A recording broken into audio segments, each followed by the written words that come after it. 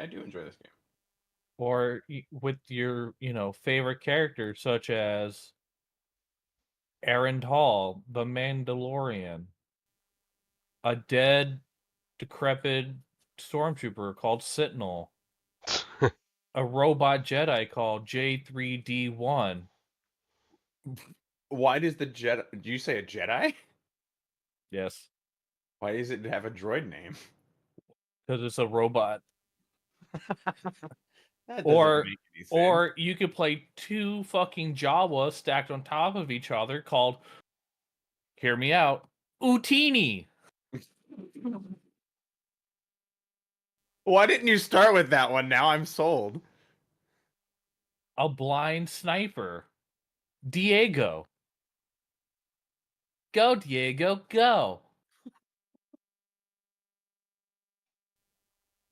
You can play as one of your favorite Trandoshans, Cha, who has a Also, fucking humpback.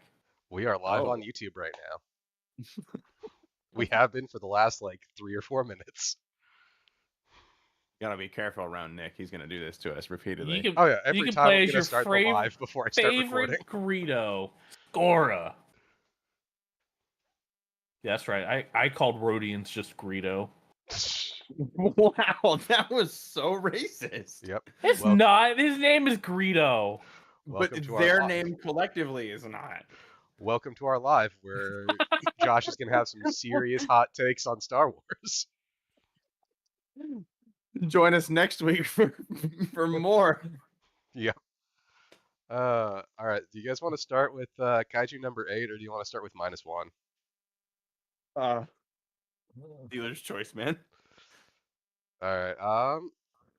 I've got number 8 fresh in my head right now. Let's do number 8. Okay. Well, I can't stop the monster. Oh God, that song is You're a so good. Like I monster. was telling Okay. Josh before that whenever like I'm doing the rewatches to take my notes, like I know I could save myself a little bit of time if I just skip the intro, and I'm like No, don't. every time I have to Can't. watch it, every time I have to Can't. watch it. It's so Yeah. good. So I Yeah. finally like went and looked at all the lyrics and everything just to like actually read the song and everything. I think every single bit of the meta material for this show, by which I mean the intro music, the outro, uh, uh, are all are it's all references. Like this is very much foreshadowing the I can't stop the monster, I'm losing my control. We Like can't talk about that yet. We can't talk about that yet. That's the next episode. it's all in there. It's all in there. I'm telling you, it's foreshadowing. Well, And because yeah. it's such good foreshadowing, and this song was written for this show in such a way like this is like part of the soundtrack. This isn't like an adaptation. Like we took this song and put it here. Mhm. I think we're gonna get another song for season 2. Probably. Josh and I were Yeah. talking about that too, about like I'm nervous about that because like I know. I Me love too. this song so much. I love it so I, much. It's I so good. I would be completely fine. I would even be excited if they just left it alone. Hmm. Like, just give me this song at the beginning. If you want to guarantee I'll watch the intro every time and see the credits, you already got me. Oh yeah. Maybe like make some tweaks to the animation to have like nods to whatever's going on in season 2. But yeah. Yeah, Uh, I think They they'll will. change the visuals, but like leave the sound alone. mhm. No, Also, it's gonna be a new sound. It probably is though. welcome to the Mega Monster Cast. This is our actual recording part. We're live when we're recording this, so I had already introed us live, but this is our actual recording that we're going to put on YouTube. I am Nick. With me are Alex and Josh. Hi. Hello. If you're hearing the recording, you're not gonna hear what I said earlier. Yep. Maybe. We are going to be talking about episodes 9 and 10 of Kaiju number 8 today. This show is always good. The day we're recording, like solid. clarification, the day we're recording is the day that the final episode of the season drops. So we will be covering the remainder of the season a couple of days after we're recording this. Like, I think we're gonna try to hit that like what, Monday or Tuesday if we can. I'm Yeah. thinking Tuesday Yeah. probably, but we'll see. Tuesday works best. All right, cool. But yeah, Neither one of us has no, watched so no episode spoilers 12 yet. for no, none of yeah, us. yeah, Manga reader. I'm sorry, I said manga reader. yeah, yeah. Manga. Fucking hell. Oh God. I'll Yep. see myself out. I'm sorry. It's not anime, it's amune. Okay, so Awful. what is so an anemone is actually pronounced how? Oh, anime. Yep. See anime. Before we even launch into this, I want to say I think this is like the most notes I've taken for Kaiju number 8 because I have 3 full pages of notes. Hot Oh, damn. man. Yep. Oh yeah. Now it's time for us to sit back and let it ride. Take us away, Nick. Okay. Yeah. So Ride our us. episode starts with Hoshina is doing some research on Kaiju number 8 because of course. I And love their little library. yep. He also talks about how he know about that number 9 is also capable of speech and is posing as a human. Then we get a little bit of a flashback to Kafka talking to Hoshina that is immediately set against Kafka seeing what, from an outsider's perspective, looks like just a shit ton of meteorites coming towards them. But we He was like, know ah, it's shit. Kaiju. We know there's just Right. a bunch of Kaiju coming in. Right. Oh God. No, that first that scene where we actually get to see them coming in, that was so damn threatening. Like, I wonder, damn. they don't really pay a lot of attention to telling us like the casualties because that meteor strike had to have had some casualties. No, it just targeted the school. Nobody's at school. Well, no, it specifically only targeted the base. They specifically mentioned that none of the Kaiju landed outside of the base. They all landed in the base. That's like So a I love big how point. this is very much like militaries exchanging blows. Oh yeah. Definitely like at this point. So I don't This necessarily seems like a war. well, yeah, it is. And Oh, it is a war. based on what we get from number 10, I don't think like he's clearly in charge of the Kaiju there, but I don't really see 10 as the type of person who would have planned this himself. I Oh, genuinely think he seems like he's following orders or something. yeah, I think based off of what we've seen, either he's working for 9 or he's working with 9 for someone else. Like Yeah, he's 9, essentially Goku in this situation. oh He's yeah, just here to fight the strongest. oh yeah, which I love that. I love that he's like just this big brute who was sent in to be like a field commander whose entire thing is I'm here to kill whoever the strongest person is here. I don't really care about anyone else. Tell me who the strongest person is. I'm here to kill them. I hurt him so bad with that one statement. That is a lot of what Goku's about. Let's be real. Goku loves fighting strong. He's not out to kill people. How dare you? No, How but dare he's you out to all. fight. Like you don't understand the character at all. Like you've No. never watched Dragon Ball. I quit. I didn't say. I'm not saying he's. It's this long. Yep. I'm not saying he's there to. I'm not saying Goku's like I'm gonna kill people, but I'm saying like he's very focused on having fights with the strongest people he possibly can. It's just number 10 is a monster version of that, Yeah, where instead of just is what wanting to true fight, Goku would be. Goku is not evil. but Goku loves fighting strong people. Yeah, Goku doesn't bring an army with him. Well, yeah, He brings Vegeta everywhere. he brings Gohan sometimes too. This is not an army. You know what I meant. He's a one-man army. Sometimes Krillin shows up. We are in a fight. Every now and then he brings Tien. I think that Goku sometimes forgets Yamcha exists, but occasionally Yamcha will come along with them. Yamcha was such a big part of Dragon Ball too. I know. It's so sad that he eventually just became like a nothing character. Because he is nothing.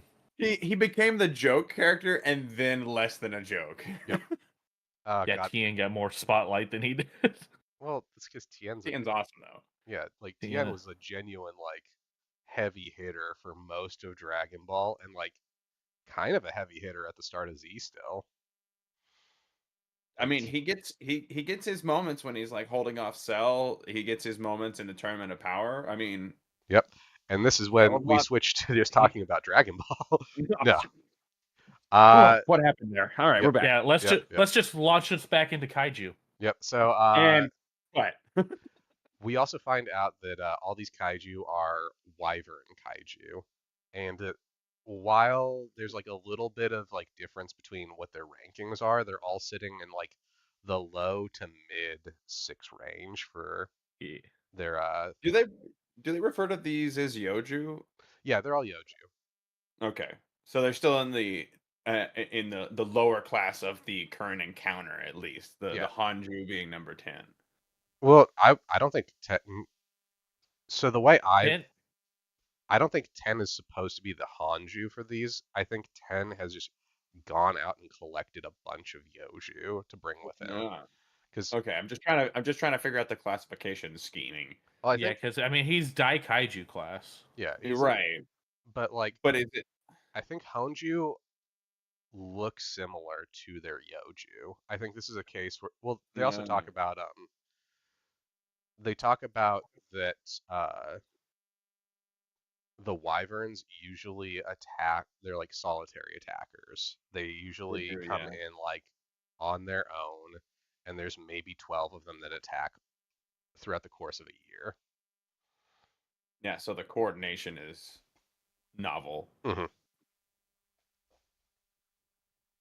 We also find out that Mina is not on base right now, which is a big fucking deal for this first episode. Yeah, they kind of needed her. I mean, like, it works out. How dare you besmirch Hoshina? Hoshina does a really good job up until a certain point, and it's not his You fault. know how useful her gun would have been in this situation? I don't think it would Got have it. been that useful in the early phases. I think if she had gotten there like maybe like 5 minutes before she did, it would have really helped. But like the early phases, those Yoju are pretty spread out, and she specifically said to be good at dealing with big kaiju, not small ones. They're medium sized. She could have shot him out of the air. Yeah, but I think that would have, She has if such anything, limited ammo, and it takes such a burn on her suit. yeah, like that's You get specifically a new brought suit. up. Yeah. God no. No. So no, we get the call out from Hoshina that everyone needs to basically get ready to go on the defensive because this is a fucking military assault now. And And we're in trouble. yeah, and that's also when he mentions that like, oh hey, it's like they're all in the base. None of them attacked outside of the base. This is clearly a coordinated assault. That's also where Kafka is the one who says like points out all the weird problems with how these kaiju are acting, and that they're acting completely against what their type would normally do. Which I like again that that Kafka is the one who brings that stuff up to them. That Hmm. it's not like anyone else. Like he's the one who's the expert on the way they act and how they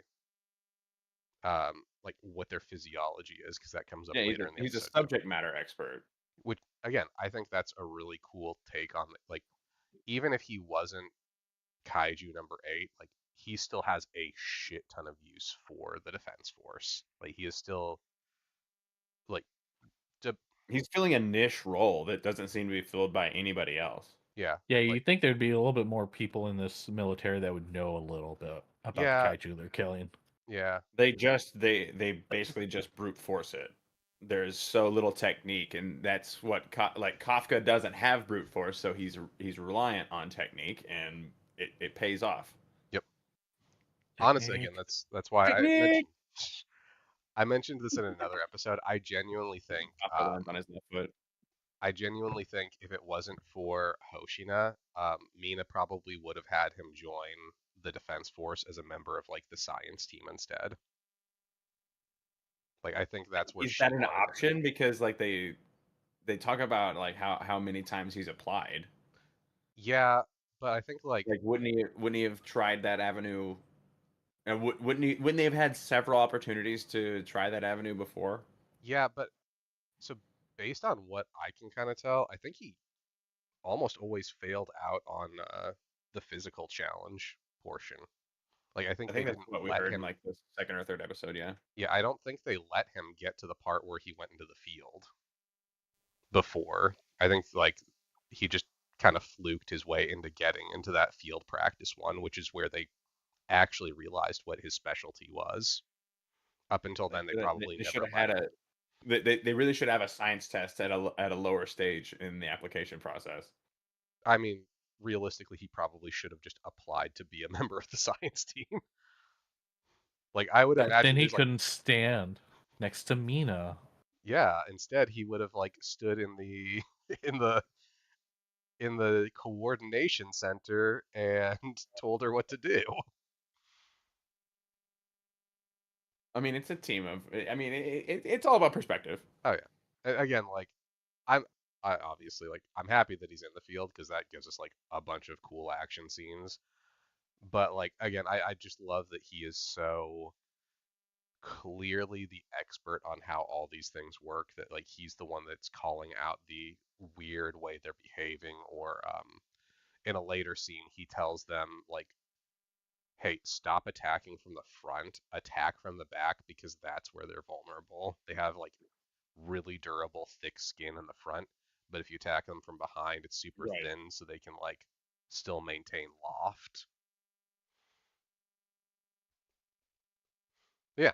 Uh, where was I? Oh, we also get that cool scene where number 10 asks Hoshina if he's the strongest person at the base, and when he says yes, he attacks. That's also where we get the first time that number 8 opens his eye and the what his fortitude rating is. You mean 10? Oh yeah, number 10. Sorry. Goddamn. Yeah, no, we get 10 opening his eye, which that eye, so cool. That Oh, glowing blue eye with the teeth around it. Yep. like it's wicked too, because he like it almost is like a symbol of how powered up he is. Like the more wide it is, the more he's gonna fuck you up. Yep. And we get his fortitude ranking, which he's registered as a 8.3 die kaiju. Have we seen anything higher than an 8? Yeah, we Kafka's higher than an 8, and I think Yeah, What was his last rating? I can't remember what Kafka he scored. 9.8. 9.8. 9.8. Okay, Yeah, I think he's listed as the strongest kaiju that they've ever encountered. I see. Yep. Uh, So the thing with these humanoid kaiju coming around, they're kind of Hoshina's class size. yeah. So they're exactly his class size. So that's good Yep. And Yeah. until we, it's not. I mean, we No, get it's a dope, very not. we get a dope ass fight, and it's only when he switches up his form that it starts going against Hoshina. Up until then, it's a really, It's kind of back and forth at yeah. that point. Like I don't know that Hoshina really has the upper hand. There's a few moments he does, and then number 10 adapts to try to like counter his strategy, only for Hoshina to immediately adapt to counter the adaptations. I gotta say, this is one of the coolest action scenes that I've seen in a while in an anime. It was very well animated. Good use of budget. Oh yeah. Well, One of and the it best does. kaiju designs. Hmm. Oh, the kaiju design is sick as Oh yeah. shit. Oh yeah. Oh my I gosh. want this action figure so bad. Uh, The kid dude, in I'm me is hoping. I'm so hoping. excited for this. I'm hoping it's gonna be cool. I'm keeping my radar up to see what that like when that comes out. I'm hoping Just for like send a link. model because I've got the Kafka model up there. I want to make a model of number 10. Oh, Uh, Yeah, I need my number 8 as well. it's so good, dude. It's so good.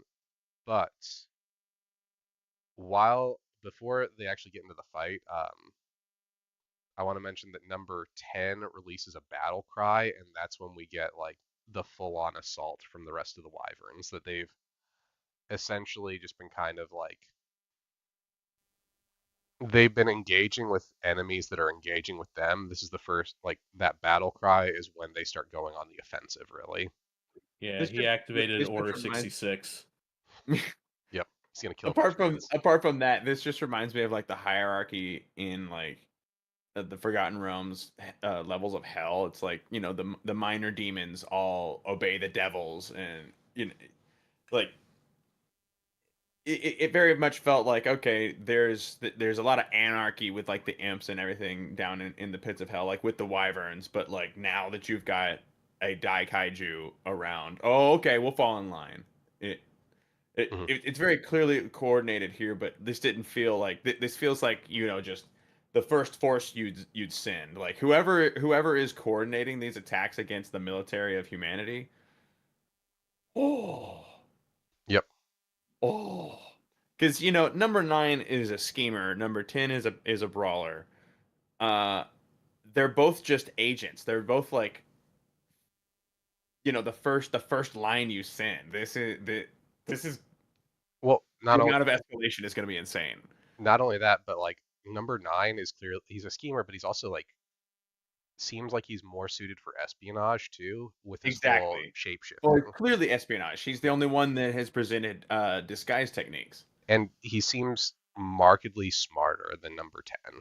Like he is He's very Yeah. smart vastly compared. intelligent.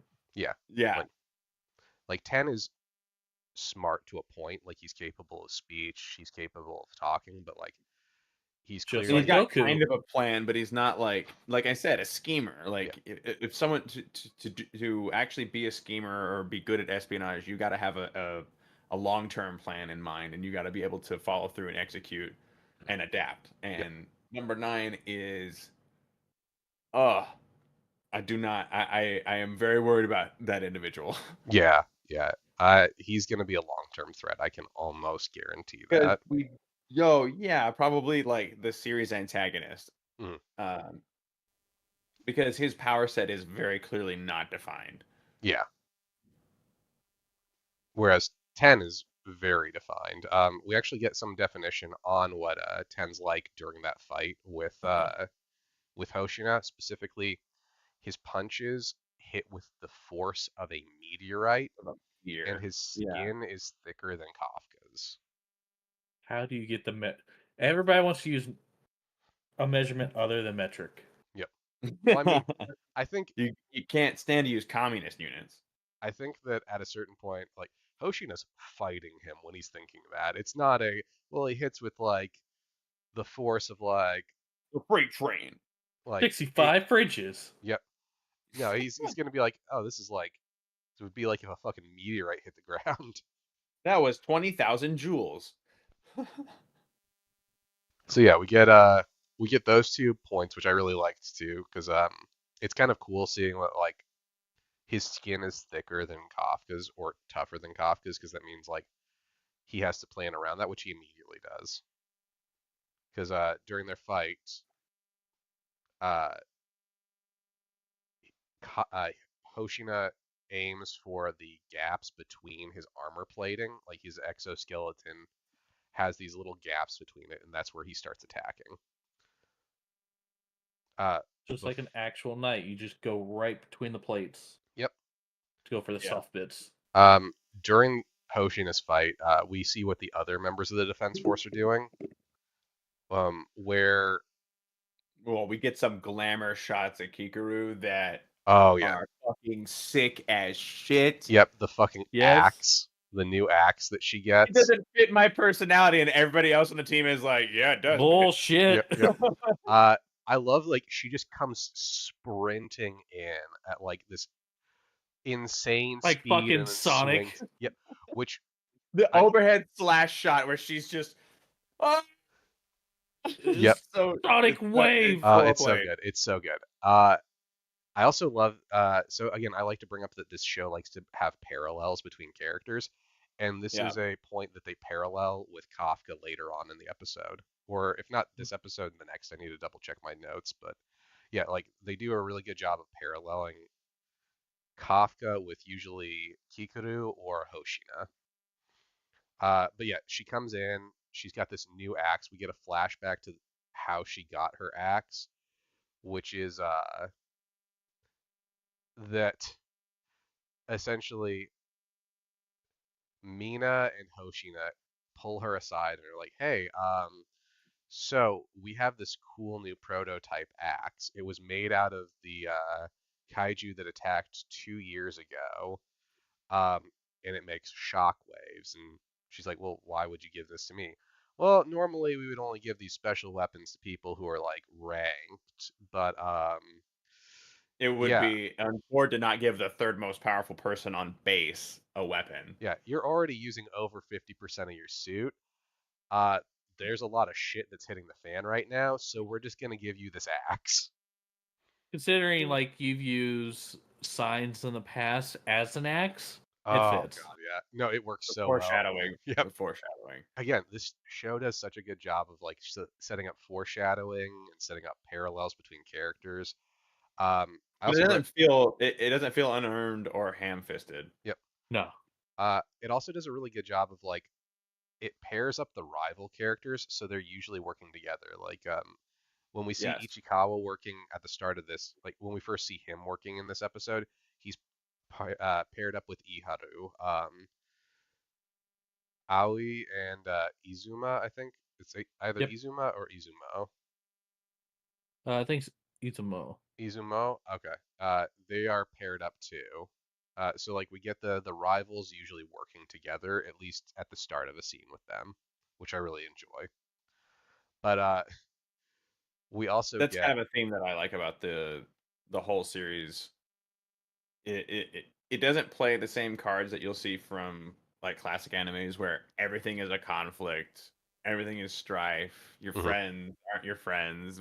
We've got rivalries coming out the woodwork. Like I actually really appreciate the camaraderie love that's shown in Oh this yeah, series. Yeah, well, we super get enough super well drama with just Kafka, so. done. Yeah, he's enough. Yep. Uh, we also get that thing that I know you love, Alex, where she already has 3 named techniques with the Yes, yeah. axe. It took 0 seconds to get Well, there, and she's I think got it was in named. the manual to use the weapon. Yeah, the weapon comes You with must here you are your must techniques. shout Sonic Blast. Yep. Uh, I love the way she uses this too, where the first technique she uses, she brings her axe behind her. So the axe works like there's a trigger on it, and when you pull the trigger, the blade releases a sonic blast. Fucking But you gung can it. control which direction it releases it. Mhm. So she holds the axe behind her like this while she's in the air, releases it, and it launches her forward. And then And she that's has her a first little bit technique. of a struggle, like, Yep, boom. yep. We also get so her first technique is that. Uh, Her second technique is she uses a frontal shockwave to hit the enemy. And her third technique is I think Is the she one that uses goes the through, wa- right? I think she uses like the third technique is she pulls the trigger as she's like slashing to blow it apart. Yeah, Yeah, Yeah. and it The like blows Miz the back technique. out instead yep, of hitting the front. I yep. thought that was a uh, really cool Fucking technique. Yep. used to haul around. Oh no, it's great. Also Ichikawa is still using his freeze rounds, which I love. Like that's just become like his signature because when you see, oh, freeze rounds, well, Ichikawa's probably doing that. He's probably around here somewhere. Yep. He's the Iceman. And we get that Aoi and Izumo are they know that Ichikawa and Kikuru are fighting, so their plan is that they're gonna let those two draw attention, and they're gonna like swing around behind and fire behind. So we get like some strategy going on with the team too, where they know who's going to really be drawing attention, and they're going to base their strategies off of, well, if Kikuru's out there and she's attacking, all of the kaiju are going to start focusing on her. So we're going to start like sweeping around, flanking, and attacking. Yeah, use them as bait. Yep, basically, yeah. But it works. Hey, she's over 50% of her suit. She can Yeah, afford to be the bait. if anyone could. We also get a super Goku-y moment from number 10 because number 10 is thoroughly enjoying himself during this fight. Like, it's clear he's having a real good time. Also, he's a fucking dick at this point too. Yep. Because when they're backing up into the fighting grounds, he's like, "Open the doors! Open the doors!" Oh my god, the door. The door, Yep. door's just like clearly open. He's like, "Nah, fuck the door." Yep. Slams Destroy into it. it all Spider-Man style. He's like, do you know how expensive that door is? I loved that too. I loved that. I also love that. So Hoshina points out that like number 10 should not be enjoying this, not because like It's an it's fun. emotion that kaiju Yeah. should not have, is Yeah. what I wrote down. Yeah. I loved that little bit too because again that shows that these kaiju are way different than what the norm is. It's like they're a little human. Yep. And we also find out that Hoshina drew number 10 to the training grounds specifically because he didn't want other members of the defense force to get caught up in their fight. Because he wants to noble. go all out. Yep. Again, little moment for Hoshina that I like because immediately it sets up he knows first of all how dangerous number 10 is, but he also kind of knows how dangerous he can be, so the less people that are around during that fight, the better. After that, we get the scene that I think parallels the Kikuru scene, where Kafka runs in to try to save Minase, and he does his partial transformation that he's been working on throughout the course of being a kaiju. Like before, he couldn't control it, and he would just partial transform all the time. Now he's like choosing to transform his legs so he can run in faster. Which Yeah, also selective power use. Pretty interesting. Yeah, he gets called out here, and it's hilarious. Yep. Oh yeah, no, like, Oh, you finally got attuned to your suit, huh? yeah, sure. Which I love that they pay that off in the next episode. Like, there's a lot of setup and payoff and a lot of paralleling.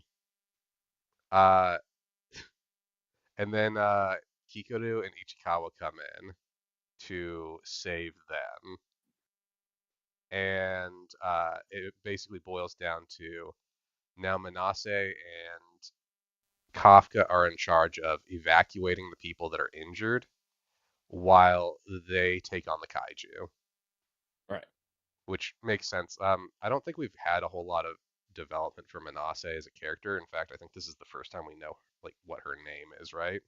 It was the first time I remembered seeing it. I was gonna say, this is the first time I remember seeing her at all. I think we Yeah, see her. Is she a member of our platoon, or is she one of the She's one of ours. she's one of ours? I think we see her in scenes. I think she's one of Kikuru's friends. I think it's her and the tall girl with the blue hair. The Saiyan? Yep. Yeah, I think those Telling you she's three the are Saiyan. like the girlfriend group. But yeah, I want to know their story. Let's go. honestly, More And then we character get, development. oh god, More the characters. fact that they send in paragliders or paratroopers that's such with a bad flying idea. wyverns. Yeah, it's such a bad idea.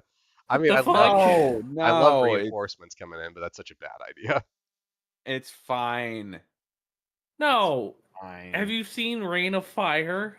It's a bad idea. Also, it's a hell of a movie. It is. That was on TV the other day when I was at the gym. It's a big sleeper movie. People forget about it. That Yeah, set it's the a stage solid. for a lot of other movies too, and it had a hell of a cast. Anyways, Yep. we get We'll watch that on our Patreon. sure. Yep. Let's Uh, make a It's monster tech- movie. I I mean, was gonna say technically it's a kaiju. I'm It's a not kaiju against movie. it. I'm not against it. We can put that on We'll the watch it list. in like 10 years, so like Yep. it'd be about time. Who doesn't want to see Matthew McConaughey get eaten? Yeah. Yep. How dare you? We also get. How I know dare- Josh loves this scene. We get the dick joke. Yes, Wait, wait. There's a dick yes, joke. Yeah. yes. Go ahead, Where was Josh. the dick joke? Do I remember this? Go ahead. It's when he's slicing and dicing and he exposes his core. It's like, huh, got a tiny core there, compensating. Oh, he does say Yep, that, doesn't he? Yep. It's so good. I lost my I shit. did not. I did not catch that. That's Yep. fucking hilarious. Oh, it's so good. That is hilarious. Yep. And then I just hate that. I hate that every 2 words out of Hoshina's mouth is the word slasher. It gets a little annoying. well, that's because he's using his The manual family techniques. says so. You could have used different words. Like I The mean, it's like everything for Raditz is a weekday. You No, know, like that's because it's Black in the Sunday, manual. You know, it's not in the manual. Yeah. It's in the manual not- from hundreds of years ago. You're saying Yeah. that this kaiju weapon is voice activated, Yes, 100%. even though we know that there's a trigger. No, the Well- trigger sets up the voice command. That's how you turn on this. Hey Siri. It's the speaker. Yep. So then we get For every Apple user out there, I'm sorry. so we get the Mine's broken. It doesn't matter. we get number 10 transforming. Oh, did he transform this early in the? Yeah, he transforms at the Yeah. well, we're at the end of the episode for number 9 now. Episode number 9 ends with him No. transforming. Oh, Yeah, I will after say he gets his before he- head nearly cut off. It's just Yeah, like before he bang. before he transforms, Hoshina does one of the coolest flex moves on him and just like down and like makes his arm into like several slices. Yep. It's fucking cool. Honestly, Because he's slashing. every scene It's with I, him. I'm fine with them being slasher. It doesn't have to be like every move. It could be you. Can, there's a thing called a thesaurus. Yeah, but I mean, like, are you gonna tell him that he needs to go tell his family to change the names of their techniques? Yeah. Are you gonna say This it's is there a and say parent thing. Are you gonna eight tell? way hack and slasher? I am gonna let him do him. I'm just giving narrative points Yeah, that that's fair. maybe it would be easier to say if you use different words instead of getting tongue. I'm just saying you're making life harder on you, really. Yeah. And what would you call a slasher move? Cutter. Dicer. No, see, but you have to Slash end off. it with slasher. Zero effort to come up with 2 other alternatives. It's cutter slasher, okay? Yep. That's Dicer slasher. Why you got to make things rough? Because This that's is why how we you gotta that's how you activate. Maybe- It's in the manual. Maybe we shouldn't have nice things. So we also get Sure, if they don't want. number 10 transforms. We get this big form. There's mouths all over him that are releasing steam, and we get song playing that is very similar but distinct from the Godzilla song. Yes. I mean, he done got pretty big though. And we get his new fortitude level. He's gone up to a 9.0. What a bish. Yep. Still below Kafka, but it's fucking he got a power up. And we also get Kafka like sensing this power up. Wish he used that. I wish he used that flick more than once though. I thought that was super cool. Mhm. I don't think he uses that again throughout the whole battle. No, I don't Uh-uh. think so. He uses thought a that bunch was- of weird things though.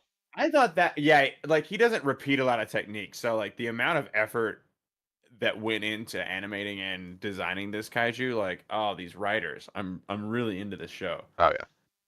But man, I think that in contrast to number 9, who repeatedly used the boil gun, Mhm.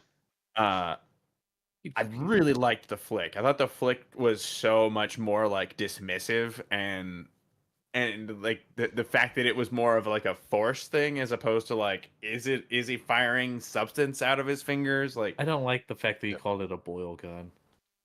It honestly, It I is a love boil that. gun. I love it. That's a great So name. It's gross. That's such a good name. I love it. All right, you heard it here first, folks. We're coining it. It's a boil gun. Yep, he's using a boil gun. His fingers turn into Finger a boil. He goes, finger technique, boil gun. Boil gun. God. Boil slasher. It's so gross sounding, but that works for him. It does work for him too. That It does. boils. It does fit the aesthetic of that mushroom head fuck. Yep. So let's talk about episode 10 now. Episode 10 All starts right. with recap, like every episode. I don't know. We don't get. Sometimes we get cold opens.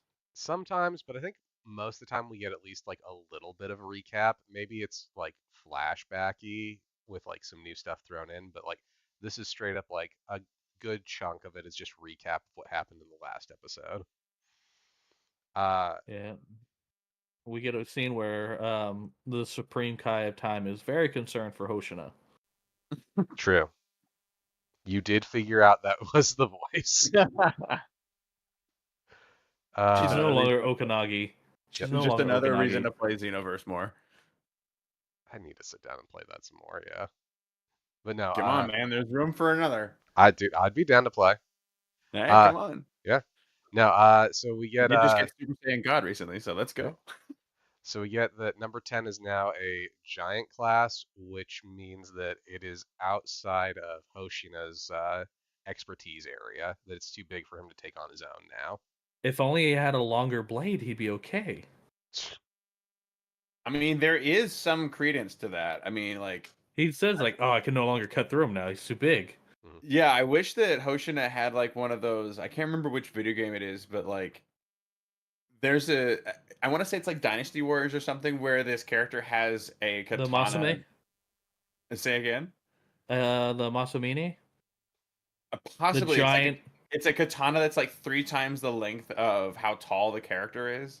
Yeah, the Sephiroth sword. Yeah. Yeah, Sounds basically a Sephiroth It's- sword. Exactly. Yeah, it's the Masamine. Or I would just want.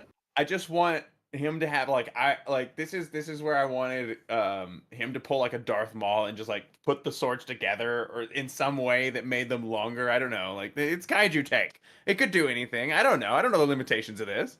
Fair. duct tape it. Yeah, kaiju tape. That's fine. Yeah. It's just Why fucking is that scotch. not a thing? Like we got duct tape, gorilla tape. We need kaiju tape now. We got I bet that- we got T-Rex tape. I bet that Come on. exists in that universe. I bet it does. Let's be real. It's got to. It's just I'm gonna write a handwritten letter to the it's writer. got to be produced by Not the email. slap chop guy. Yeah. You're gonna love my tape.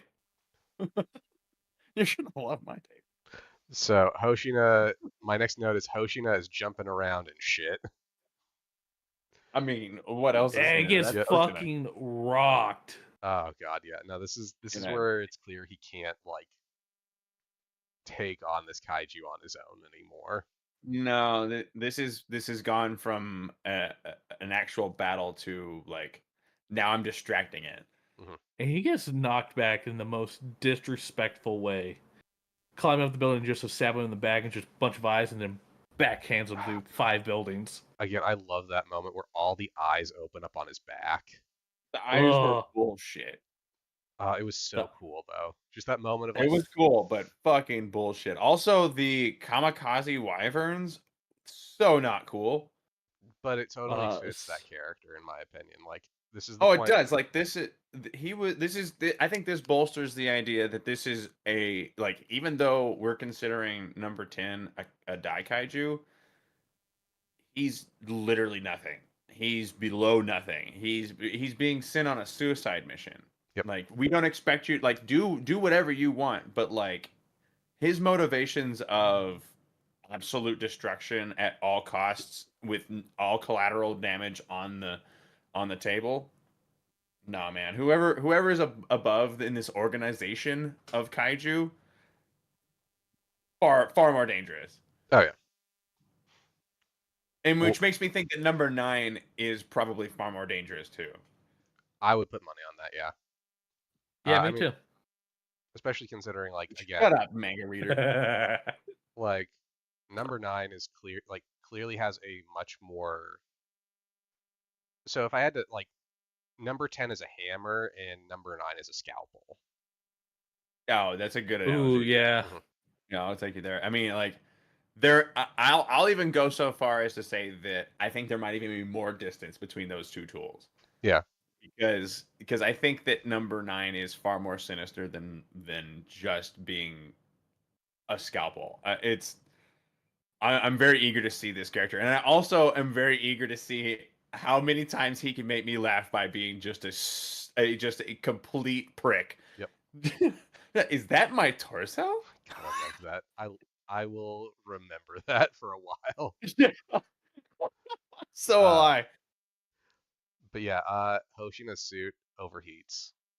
He's hit his Oh limit. He's been no. using it like his full 92% release for 10 minutes, and he's hit the limit where like he cannot keep doing that. And at I most, he's wonder got like 1 minute left. because it clearly damages your body Oh yeah, by overheating. So I wonder if it's all like I'll push past my limits. I think so. Again, he I'm says burning. he says that at most he can do like 1 more minute at his full release. I Um, wonder if it's like if the people who can only achieve 20% have to rest after a while too. mhm. I think I so. think yeah, I think it just depends on what your body's capable of. Gotta be. Um, oh God, and then he just gets his shit wrecked. And the sensors say that he needs immediate medical assistance. We do get Not a good good. little backstory with them, Oh though. yeah, no, I like the backstory for him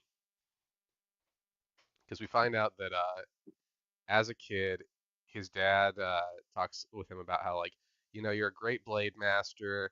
Back in the day, you would have been like this prodigy, this chosen one. You're not right for the defense force anymore. And like we get like a snippet here and then a snippet later, but I'm just gonna treat it as one thing where we Yeah, find out that like the reason why is so like kaiju in recent years, it says specifically, have been shifting more towards giant kaiju. Up until then, they were probably smaller ones that were suited more for his swordsmanship style. But at this point, you need like firearms to take on kaiju, and he yeah, has. Big and you fuck off guns. Yep, yeah, and you he. can't yell slasher with a gun. Yep. Are you Well, kidding? I mean, you still can. It's What do just you think? weird. What do you think Dead Space was? That wasn't a gun. That was an instrument and a tool. Yes. But yeah, Mining tools.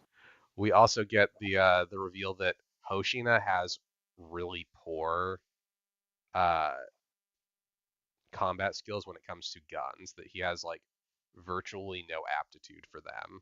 They don't work well for him. When he's using them in combat, it just doesn't work. He's only good at using swords, which I like that little Blade touch. expert. Like Yeah, like he's an you amazing use your swordsman. strength. He's an amazing swordsman, but like they go out of their way of saying he has no aptitude for guns, like which leads me to believe like maybe even if you hand him a pistol, he's not going to be able to do like much damage even with his 92%. Like maybe it just doesn't work for him. Kafka levels of aptitude. Yep. And during the flashback, which again I'm just treating this all as one scene. There's stuff in between it, but like we find out that the reason why he's on the defense force and like the reason why he's in his position and he's respected is because Mina specifically wanted him to be a member of the third division She because she saw a needed part it. of the team that needed a blade specialist. Yep. Well, and like she is so specialized on like long range combat that she needed somebody who could get in close too. Which I like that. I like that she basically picked him to complement her style. So they had two people that were really, really good at those two styles.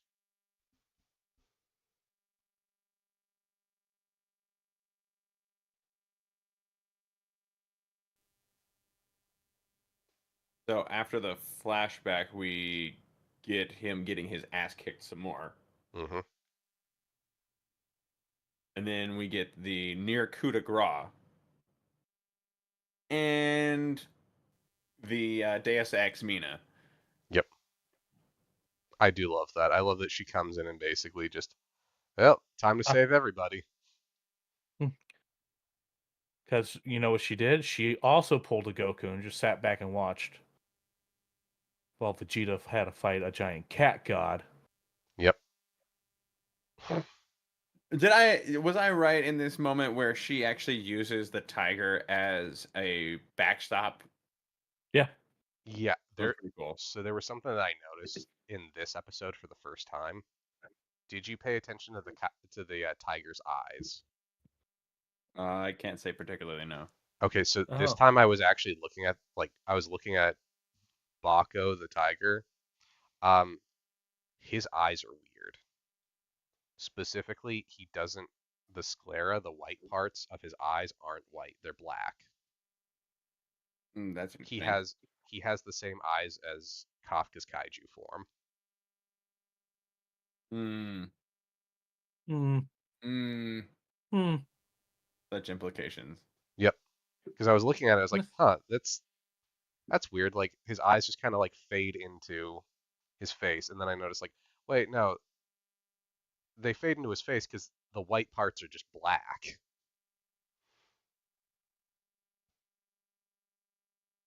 Nah, it's a perfectly normal tiger. Sure. Okay. Well, I mean, also like the way that it destroys rubble as it's falling, like there's something up about this tiger. That's all I'm Ha- saying. Have you never thrown a rock at like a cat and watched it destroy it as it does a backflip? You mean like made out of concrete and destroying it midair instead of like knocking it down? Yeah, absolutely. That's just a that's a normal cat thing. Yeah. The whole time we're just not talking about the tiger. Yep. There Yeah, are other things here. Don't throw rocks or concrete at cats, kids. yeah. Don't do that. It seems like bad advice. we I'm have not gonna. no. That's good advice. I'm not gonna tell you how to live your life, but you're No, probably the gonna get in original. trouble for that. Oh, Uh, so let's see. I also wrote down that even though Hoshina's like his suit is overheating, he still gets to 93% to act as support. Not 93, 63% to act as support. He's not done fighting yet. No. he'd Uh, rather die than quit. and that he and Give Kikoru my life for the team up. defense force. So he and Kikoru team up to like they can't neither one of them can get through number 10's exoskeleton on their own. But But I could weaken it. yep, so And then Hosh you smash. yep, so Hoshina like basically scores the outside and then Kikoru slams into it to break the plating so Mina has a clear shot.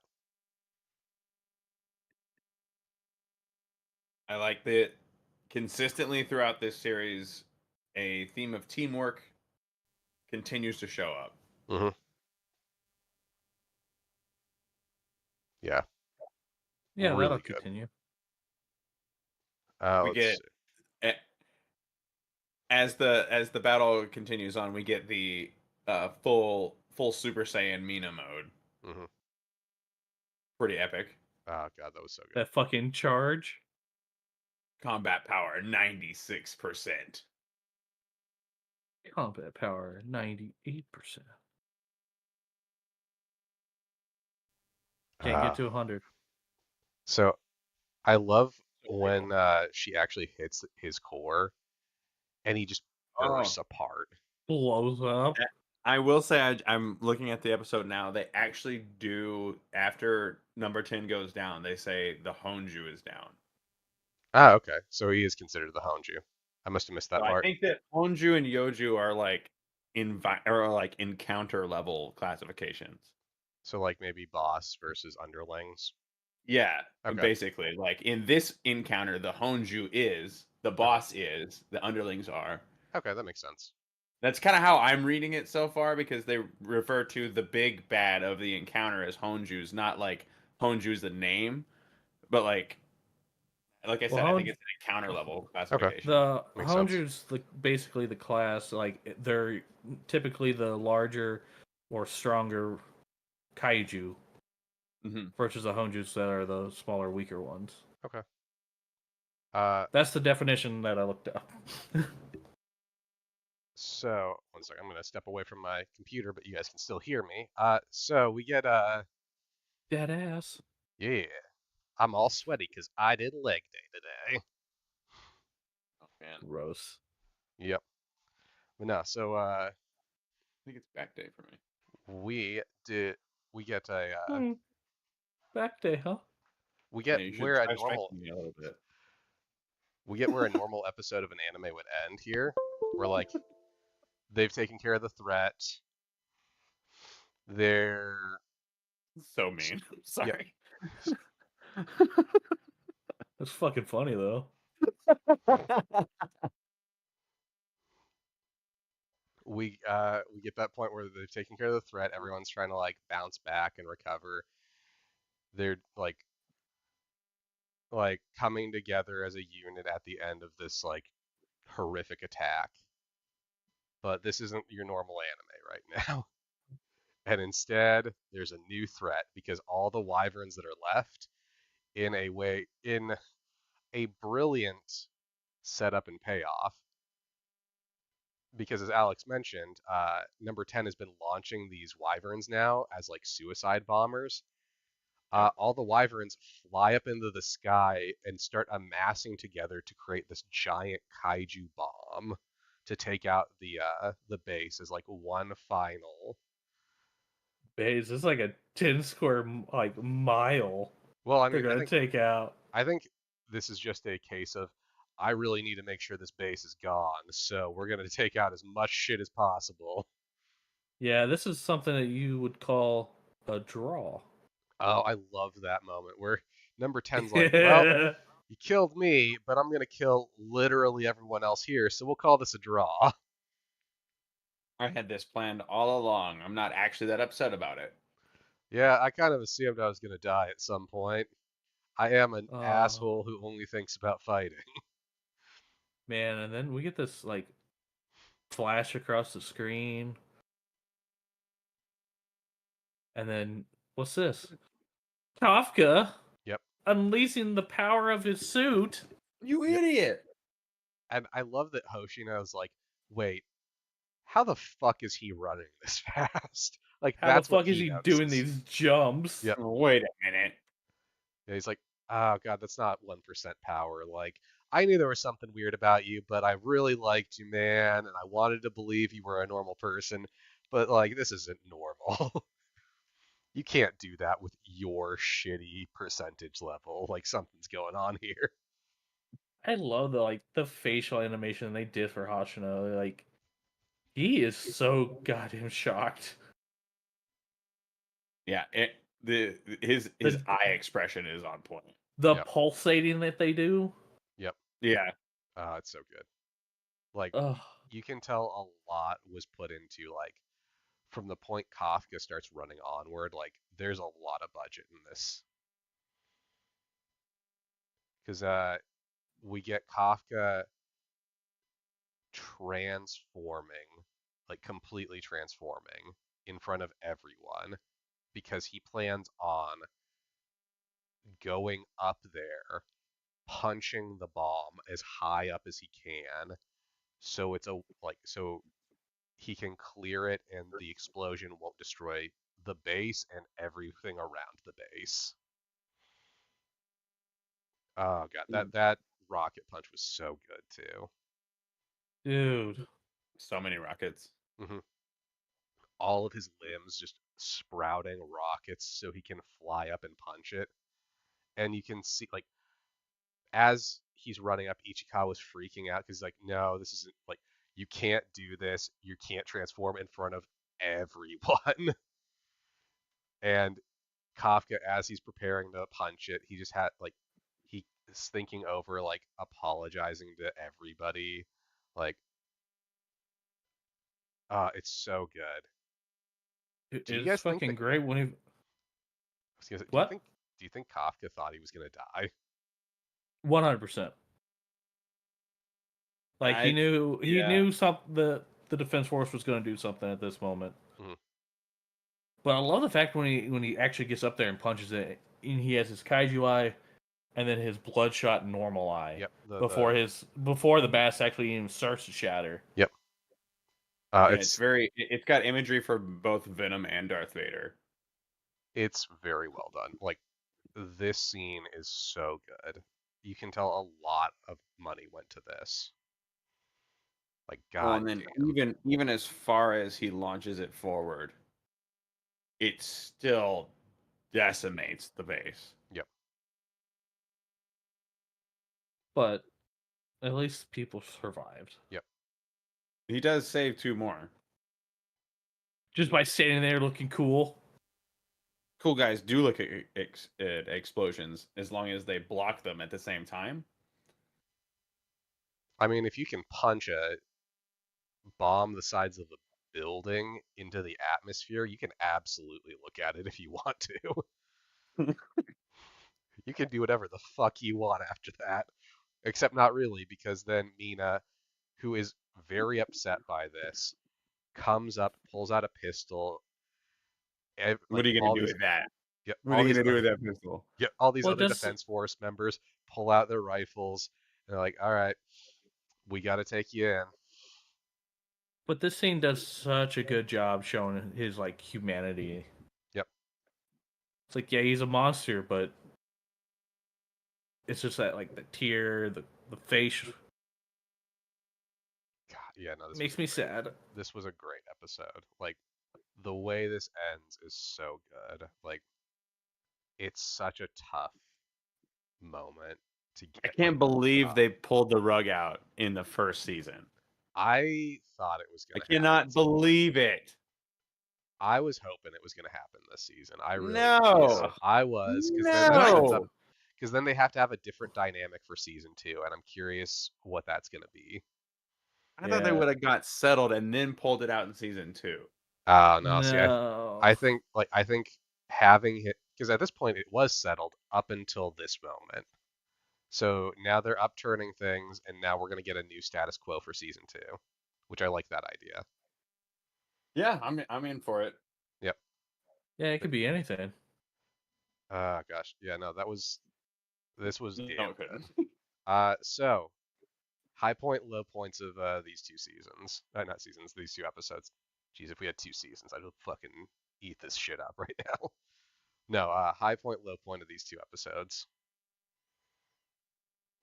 But it's Uh, hard. Again, it's hard to find a fucking low point. yeah. Oh, Yeah, I know, right? I think my high point would be the battle with 10.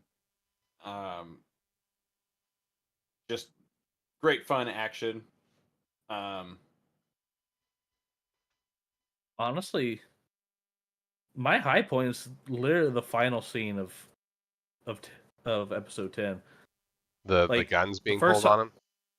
Yeah, the first time I watched it I was speechless. I was just like jaw agape, like, what? Yeah. I think my high point is it's got to, for me it's Kafka apologizing to everyone in his head right before he does his rocket punch. Like, all of this is great, but like that moment of like, I know I'm messing this up for everybody, but this is what I have to do to keep everyone alive. Like, it was so good. Like, again, there's so many high points across these 2 episodes though. Like, god damn, this is a really, really good 2-parter. okay, You know what's what? your low point then? I found the low point. Okay. And it's with 10. Why the fuck did you destroy that door? Okay, yeah. So Uh, unnecessary.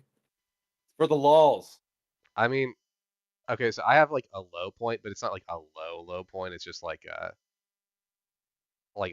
it's the low point of two amazing high point episodes, which is like the little moments with Minase. And even then they're not bad. It's just like the lowest point I can find. Yeah, I give you that one. But yeah, no, like it's like the fact that points that I still think are good are the low points. Again, just solid episodes. Yeah, I got nothing. I think maybe my least favorite part. I don't even know. I'm abandoning the idea of a low point, Mhm. but I would say that my least favorite part was the whole like um you can't do this because you're a sword guy. I'm like, I get it. Mhm. But it's But I don't character even care. Like development. I needed that establishment. I like the idea that it's like, well, I'll make my own way. Like I love Yeah. the message of that. I Oh yeah. absolutely love it. But there's like, I didn't need him to have family trauma. Yeah. But I, But again, okay, I don't give a I, shit. I love this. Other than that, I got nothing. well, again, I think it really says stuff that like all three of our low points are still points that we liked. Yeah. I think he needed that for his character development, but it was just maybe the part of the episode where I was like, yeah, he's got family issues. He's no one believes in him, except for Mina. Okay, great, I love it. Yep. I needed to see this, All right. So, but it's like the least interesting part of the episode. yeah. So I think with that, we are going to wrap up our recording for this episode. We will cover the last two episodes of the season and maybe do like a little bit of a season recap next time. Don't stick around for the tier listing. It's all just gonna be S. Oh God, yeah, no, this is an amazing I can't point season. to a single episode that was worse than another. This is an amazing season. It really is. Like even like the episodes that don't have a whole lot of action, like I think was it episode Yeah, I think it was last episode we recorded had a lot of character dev. yeah, like genuinely there's so much good and like the fact that action light episodes are still considered like really strong episodes. Yeah, I agree. I think that I'll judge it kind of from uh, a 1,000 feet level. Hmm. I I see what would you did come there. back to this season and not skip any episodes. Yeah. Whereas there's a lot of content that I would happily watch the season again, but minus a few episodes that I didn't care about. Hmm. Yeah, I would agree. Yeah. Like this is a really good job of every episode is Babies. good and feels important. I'm sorry, I said space babies. That was a weak episode. I watched that I too. would That was a rough start. I would skip the entire fucking season of that. I still like the Devil's Court. I thought the second God. episode of that season was okay. Yeah, the I need to second catch episode. up. I'm doing that. I'm doing that later today. I'm gonna start watching the rest of the season because I only watched the first two episodes of that. Well, you can watch episode 2 and episode 8. 9, No, I think it was 8. 8. Yeah, because the finale was a two-parter. Well, was it 12 episodes or 11 I episodes? thought it was 10. Anyway, Doesn't that matter. yep, Different podcast, everybody. yep. Tune in next time. They're Don't watch obviously it. plugging their other podcast, Gallifrey and Gatherings. No, don't watch it. That season fucking sucked. Yeah, watch our reviews before you decide to watch anything. Yep. So with that, tune in next time when we talk about the last two episodes of this season. After that, we are going to be starting our next Buckle up, anime. everybody. Buckle up. After that, we're starting our next anime. We are going to be doing recaps on Chainsaw Man. Chainsaw Man. I'm hoping that's as good as y'all say it is. Cause It's really solid. Don't expect it to be the same type of show as this, but it's a really No. fun ride. Anyway, tune in next time. Boy. All right. Give me 1 second. I'm gonna grab something, and then we will do -1. I don't think we're gonna hit orb today. Would you guys be cool with trying to hit orb on Tuesday? Yeah, I'm good with Yeah. that. All right. Cool. In fact, I think I'd prefer it that way. Yeah, it works. I need to hit the gym before I leave this evening. Oh Dude, yeah? yep. Oh yeah? Oh yeah. Don't you put your cover on. I'll Don't do you what cover. I want. I'll do Don't you whatever I cover. want. I know you're taking your pants off. I'm naked. We're still alive. Yeah, we are still That's live. why I put the cover on, you dick. Oh, he's pulling his cock out. But yeah. Goddamn. Such a Joke's good on you. There's a show. rooster in my room. Okay.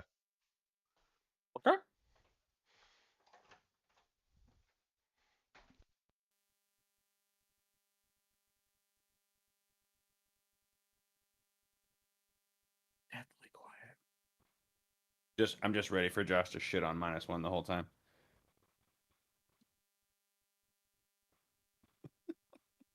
What the fuck? So anyway, Godzilla That's what I 1998 started is blasting. a superior film.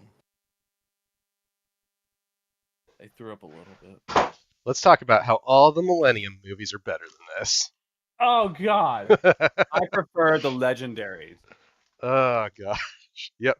No, all these takes, just the worst. Just the Yeah, worst. you I'm know, just the whole time I'm Godzilla- like, the legendary Godzilla was great. He had better hips. Okay, actually, he does have better hips. I'm just He saying. does though.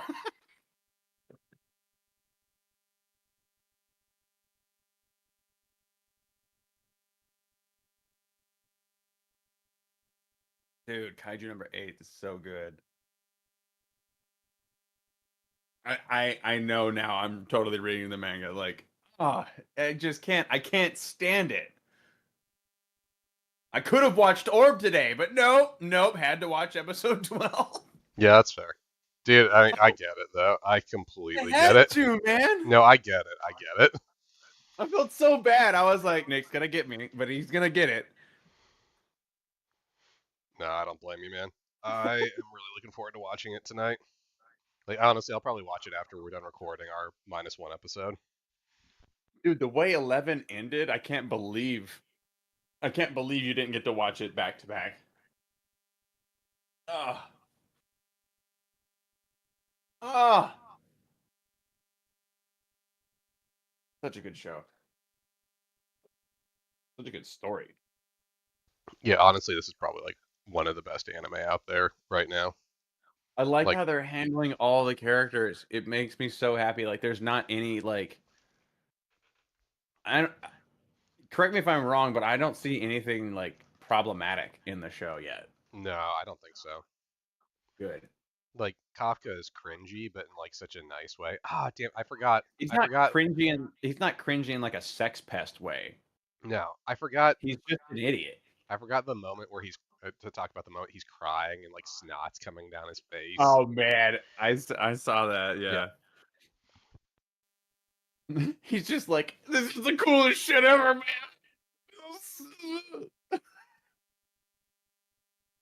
I felt so connected to his energy at that moment. This motherfucking teamwork.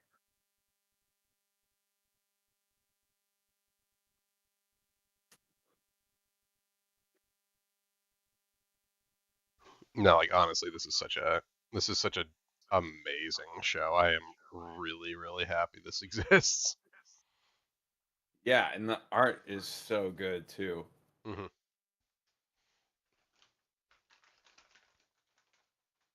Oh God, yeah. No, this is.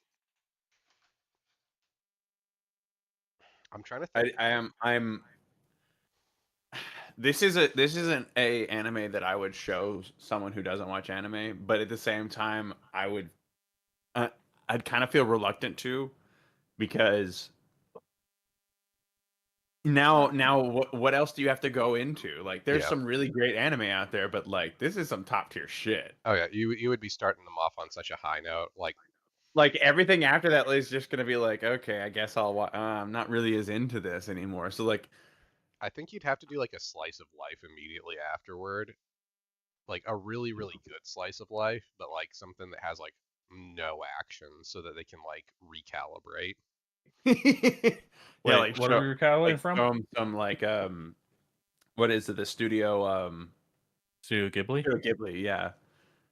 Like that's still some hot like top tier animation, top tier anime, good storytelling, doesn't necessarily need action. Like I don't know about y'all, but I can always go back to Kiki's Delivery Service. Like that That is and Howl's Moving Castle. I don't think I've seen House Moving Castle. I need to see a lot more. I've missed out on a lot of Ghibli. Like I haven't seen Princess Mononoke, for instance. Really? That's Oh, I have surprising. never seen Princess Mononoke. I've never That's a seen. What's the other one? Totoro. No, Totoro's really good too. I haven't seen Totoro. I haven't seen any of the modern ones. Like Kiki's is the last one I've seen. Mhm. you should watch Howl's Moving Castle in English. That way you can hear Tom Cruise. Tom Cruise is Yeah. in that. Yeah, Tom Cruise is in that. Wow. What? Yeah, you Mhm. could have given me 1,000 guesses. I don't think I would have landed on Tom Cruise. I don't know. That's how I know I'll make you watch it. Which I one don't. is I'm not Patrick's? I'm not really like a Tom Cruise simp. But Yeah, that is but Tom Cruise doing voice acting, fucking I solid. don't know. Has he ever done voice acting other than that bit? He's always a live action. I think that might be the only time. Wow, that is kind of incredible. Yeah, I watched Do you that. wanna see- I'll watch that for the novelty for sure. Do you want to see Tom Cruise run in animation? No, actually, he runs weird. He runs like Tom Hanks, but like if Tom Hanks was fast. I'm trying to I find. got you with that one. Look at Josh. Look at Josh. This is still live on YouTube. Look at Josh. Oh, fuck. Fuck Tom Oh. Hanks. You know what you should check out? Nausicaa. I'm not familiar. Nausicaa and the Valley of the Wind. Cast is, Valley of the Wind. yeah, it's phenomenal. One of the main characters is played by Patrick Stewart. Patrick Stewart. Uma Thurman's in it too. Ooh, Edward James I don't know. Olmos. I don't know. That controversial take, hot take. Mm. Never really been into Uma Thurman. I think she's a great actress. She's alright. Yeah. She's not I mean, she's good. She's really good. I just don't know if I'm like, oh yeah, Uma Thurman's in that. Oh yeah. I mean, I'm just saying, it's okay for you to be wrong. she's Yeah, I'm fine being wrong. I'm also like not the most attracted to her as well. It's okay for you to be wrong. Okay. I knew this was gonna be a hot take. Have you seen her feet? No. No. You gotta be into that, Josh. That's how you get into it. You just start looking. You just look at it. It's there. Fuck, this is live. yeah, we're still live. Yeah. Everything we said has been on. I don't Cool. have a problem denying the fact that Josh has a foot fetish. What? No. God, no. It's just Uma Thurman. Just because you've seen her feet. Man, I really need to watch The Boy and the Heron. Oh, yeah. With Patterson? Yeah, the fact that he does not sound like himself is so cool. Like, rarely do you have like an actual like screen actor like him do a voice. It's so good. What are we talking about? Patterson, you know. Edward. Robert Pattinson? Yeah.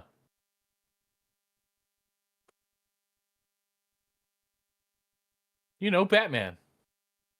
Yeah, that's Pattinson, not Patterson. Yeah, that's what I said. Yeah, Pattinson. Pattinson. Pretty sure. Bobby Madison. Wait a minute. Batmanerson. Okay, and now I know I'm hearing Mr. Anderson. Mr. Anderson. That new movie. Oh my god, sucked. Hugo Weaving is such a god. That new movie sucked ass. What the new one? The new Matrix Number movie. 4? Yeah. Yeah, it's fucking terrible. I need to rewatch it. It had enough fan service in it. I was like, the meta is hilarious to me. I just wasn't that into it. I thought it was The a meta little in the patronizing. the game dev meta in the first act was fucking hilarious. Yeah, Kind and of- then kind the of story and the stupid. acting took over. I actually I didn't think I was gonna like the new Agent Smith, and I definitely don't like him as much as Hugo Weaving, but he fucking nailed it. That dude Oh, dude, I nailed it. hated him. No, dude, he nailed it. Uh, He was great. I would watch him play an I'm agent. so happy your camera's black, so I can't see the enjoyment you have. All right, 1 second. I'll be Yep. right back, and then we can go. Bum bum bum bum bum bum bum bum.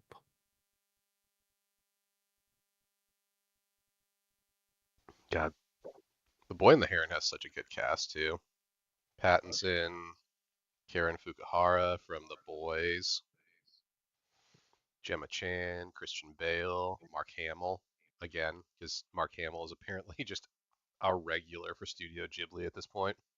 Absolutely, it's Mark Hamill. The guy's got a voice. Oh yeah, he's the original. I'm a screen actor, but I'll do a voice guy. Florence Pugh, solid pick. Willem Dafoe, which it almost seems like a crime to cast Willem Dafoe in a like something you can't see his face. Oh God. Dave Bautista. God, just an all-around good cast. That's wild.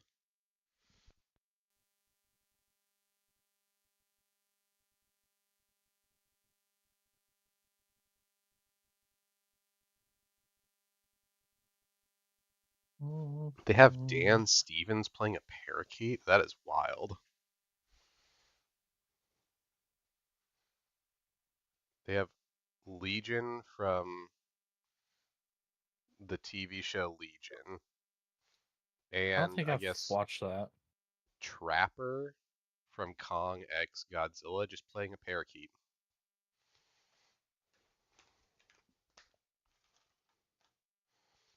And Wow. he's back.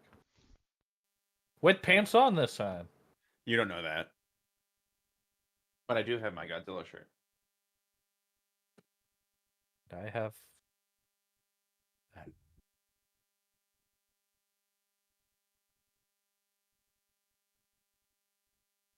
All right. Dun-dun-dun, dun-dun-dun. Oh fuck. Bum bum Welcome bum to bum the Mega Monster Cast, where we are going to be talking about Godzilla -1 today. bum bum bum bum. This movie is heart-wrenching in all the right ways. With me are Alex and Josh. Hi. Hello, I'm everybody. Nick, and we're going to be talking about a movie that has genuinely made me cry at least 3 times. It Oh does. man, Oh God. it, So, it gave me Also, the it gave me the feels for mhm. sure. since I've been packing, and we're doing Godzilla, I found him Oh, cool. Ah, Nice. from the Glad we 90s. did that. The batteries, by the way, are still from the 90s, and he still roars. Oh, wow, that's impressive. I don't know if it came through or not, but yeah. You might want to change those batteries before they go the way it- of the ones in my Steam controller and they just corrode everything. It probably already has. I think I took the batteries out of my Steam controller. Better answer your ass. Yep. Oh God. Yeah. So we're gonna play a little more fast and loose with the recap on this one because goddamn, this is just like you got to talk Such a about the emotions you're feeling when you're watching this movie too. Like, This is a prime candidate for us to actually do a genuine watch through on like Patreon or something, mhm. because Oh, please. I think the amount of conversation we can have while watching this instead of just doing, because right now for this episode, I think what we're gonna do is kind of a plot summary synopsis, Yep. give the basic overview of things in our opinions, but like this 2 hour film is so well written, and I think so well acted too. And the person I was watching it with kind of thought the acting was a little over the top at moments. Well, I'm not No, really sure that's true. no, this was Uh, damn I great. definitely I would disagree with it. I think that this is This to me in my head is what every Godzilla movie wanted to be Yes. in Yeah. its own right. Like if you could just put and like not necessarily by script, but like by elements. Like everything here fit so well together. I didn't feel like like this is maybe the first Godzilla movie that I really wanted to see the human side of the story. Yeah, this is straight up hmm the 54 version all over again. Just Just with like, better animated. well, and like Oh yeah, man. the way this movie is shot too, like, Oh, it is uh, shot so well. Like the directing, the lighting, um, There was heart and the soul put sound in the this sound one. design is phenomenal too. oh yeah, Like By the way, like literally since they reused the 54 roar hmm in this, yeah, yep, honestly, all they did was play it they over a loudspeaker and then record that, and that's the yeah roar. yep, We yeah get they the basically loudspeaker added like recorded. yeah they added basically what I read is they basically did what an old reverb chamber would do back like in the Abbey Road days. Yeah. You'd put a speaker in a room that had a particular sound characteristic, and you'd put a microphone in there and just play and record it. It was exactly what they did, and it turned out really well. It got a really high fidelity sound, and it hmm was reminiscent and new at the same time. Like this is still Godzilla minus one's roar. yep, Also, love the name yeah, -1 yeah. Ah, God, and the meaning behind it. So my friend Dippy uh Oh, Dippy. very much disagrees with the naming of minus one, or the Oh no. reasoning behind the name minus one, because his explanation for it was that the day before D-Day was D-Day minus one. And So that would be the reasoning behind it. So it's like the day before. But the actual reasoning that I understand for this movie is that after the war, Japan was taken to zero, and then Godzilla hits and takes them to minus one. yep, yes, he is the nuclear bombs dropping, and now they're past Yeah. devastation. So his explanation was an actual military term that was used to designate the time before an operation. I I get his reasoning, but the reasoning given was the latter. yep. That's from the director and Director everybody. himself. Yeah. So We'll have to So get let's at a later episode. We'll get Dippy's impression of this, because he's the person I watched this movie with. okay, wow, wow, wow, yeah. Uh, wow. let's just hit the He was ground on this. home, dude. Come to Texas sometime. We'll watch a movie. Fucker. So let's hit Don't the want to ground drive on 5 this. hours again? 5 hours? I drove 11 hours to see your ass. No, when we went to see Star Wars. Oh yeah, sure. I'll do it again. So ground running. We have our main character flying into Odo Island. Um, God, this sets the historical stage so well. mhm. Yeah. I love All the shots are underneath the plane and show the cargo that is the munitions, the yep, bomb that he's carrying. yep.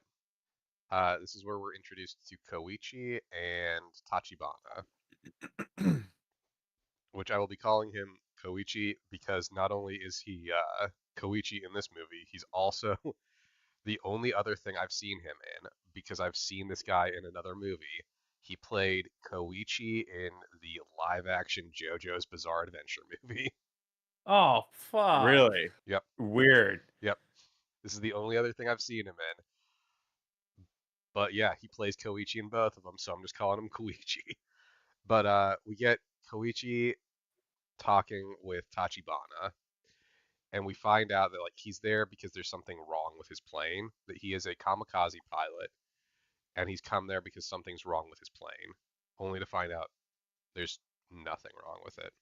Yeah, he's Well, fine. we kind of suspected that from the outset. Yeah, but This like is this is a common story amongst the kamikaze pilots. Yeah. Not everybody sacrificed their lives. And I love that Tachibana even says like, yeah, we don't necessarily agree with what we're doing. Like, I get why you're not going out there killing yourself. Like, I support you. I understand why you're doing this. Like, if you don't want to go out there and die, you shouldn't have to go kill yourself.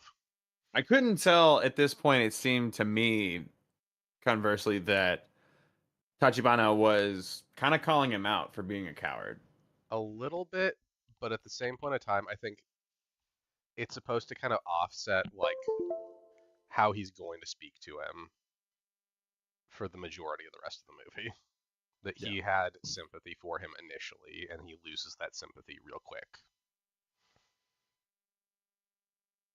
At least that's the way I interpreted it. That like he's calling him out a little bit on it, but he's also like acknowledging It's like, like because Tachibana doesn't really support him, but it's another one of the people who comes up to him when he's like on the shore. Mhm. It's another one of the texts that says like, "Hey, I agree with you. We need more people like you." yeah. So I don't think that Tachibana is very sympathetic to him. I think the majority of the mechanics are. Maybe Tachibana himself isn't, but I think like there's a lot of the mechanics there who are sympathetic because basically every person they're interacting with who isn't a member of their crew is someone they're getting ready to send out to die. Yeah, like they're repairing things to be destroyed Mhm. to kill their pilots. Like I think there's a lot of That's gotta be pretty dissonant. yep. I think a lot of what they're feeling is based around like just the futility of we fix these things that are going to be destroyed. Right, and We the guy leave even these men who are destined to die. yeah, and the guy even says to Koichi the we know how this war is going to end, so why die honorably now? Hmm. Yep. God, again, so many Yeah, like hard hitting scenes. we're just the minute this movie opens, we're gonna play with real world equations that are super hard. We're gonna play with your emotions, make you think about like get you into the mindset of where these characters were. Like they do a really good job of setting the scene Like this in just movie a wants you few to lines. be. This movie wants you to feel the PTSD that these soldiers, these people felt. Oh god, and we Well, get a lot because of that. we are so separated from the events of this war and how horrifying it was that they do slow like we get action here in a few moments that really sets the tone and like keeps you in your seat. But then we slow down for a good amount of this film to really let you settle into the rubble and the wreckage, the reality that these people had to face every day, day in and day out. And it really like takes you all the way back because, like I said, we had that separation of so long since World War II. This movie really puts you in the mindset of our protagonist. Yep. And then we get our first introduction to Godzilla. Oh, So this I is have a thing on this so scene cool. actually. Okay. When I went to see it here for the first time, I absolutely like hated this scene because my theater fucked it up and like it was just completely black. Like you Oh. couldn't see Godzilla at all besides like a couple shots of his eyes and some teeth. Hmm. It was I had to travel probably about an hour away to rewatch this film. And like this one actually I was able to see his design like and then it completely changed the scene for me. Like this is phenomenally terrifying. Oh yeah. And I love how when we're introduced to him, he's big. Like he's a big boy, but he's not what we're used to when we see Godzilla. That he's like he's big, he's intimidating, but he's not a big threat yet. Yeah, like this scene here like fully takes me back to this. Like he's a Godzillasaurus basically. Like Yep. he's there. They do the complete opposite where instead of protecting him, he's straight up destroying, like killing them. But like, yeah, it's great. Like, it's terrifying. Mhm. Like you feel the fear in all these characters at this point, especially Yep. when they're hiding. And that moment where Koichi, so they send Koichi over to get inside of this plane. He's going to use the guns on the plane. He's supposed to use the guns on the plane to try to kill Godzilla. He gets in it. He's in it, and Godzilla's moving forward. The shot's lined up perfectly, and he can't pull the trigger. He's too afraid to pull the trigger. In that moment, he can't pull it. And because of that, Godzilla goes past. One of the mechanics starts opening fire with his rifle, and Which, Godzilla just okay, And like wipes all it out. hell in this breaks moment, loose. like, of course they probably think a 20 millimeter cannon could kill anything. That's what's stated. But Like, we know for a fact it's not going to kill we him. know it won't work. Yeah. So, yes, and they do a really good job of showing like this is also like a character flaw of his, because like had he been filled with the zeal of saving his comrades and overcome his fear, he would have fired, right? Yep. By the laws of the narrative. The mechanic firing, though, come on. Yeah, That was so zombie movie to me.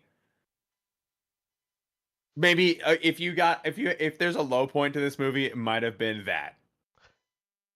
I would agree with you, but again, I don't think that's a bad point of the movie at all. Like, It I get, wasn't bad, but it's kind of like, yeah, I get what such you're a saying. dumb fucking move. I get what you're Yeah, saying. but how many people out there are going to be in this situation and not freeze up? Yep. So you freeze by firing a gun? No. I'm talking about while he's in the plane. Oh no, that's not. I'm literally talking about the mechanic firing. Yeah, but that true. But like the fact that like he's in this situation, and for the rest of the film, he's blaming himself. He gets blamed for this. Yep. Oh yeah. No, Like, the way Tachibana treats him, brutal. I was gonna say, like, if anybody's to blame, it's the goddamn mechanic who fired. Mhm. yeah, because like honestly, they probably would have gotten away. Like he would have just kept on going. Yep. But instead, he fires and gets his entire squad ripped apart, Oh god. squashed, thrown across the island. It's clear that Godzilla is not killing them for food either. Like, he just throws away good, like things that he's already caught in his mouth. Hmm. It just makes it that much more brutal in my eyes. Yep.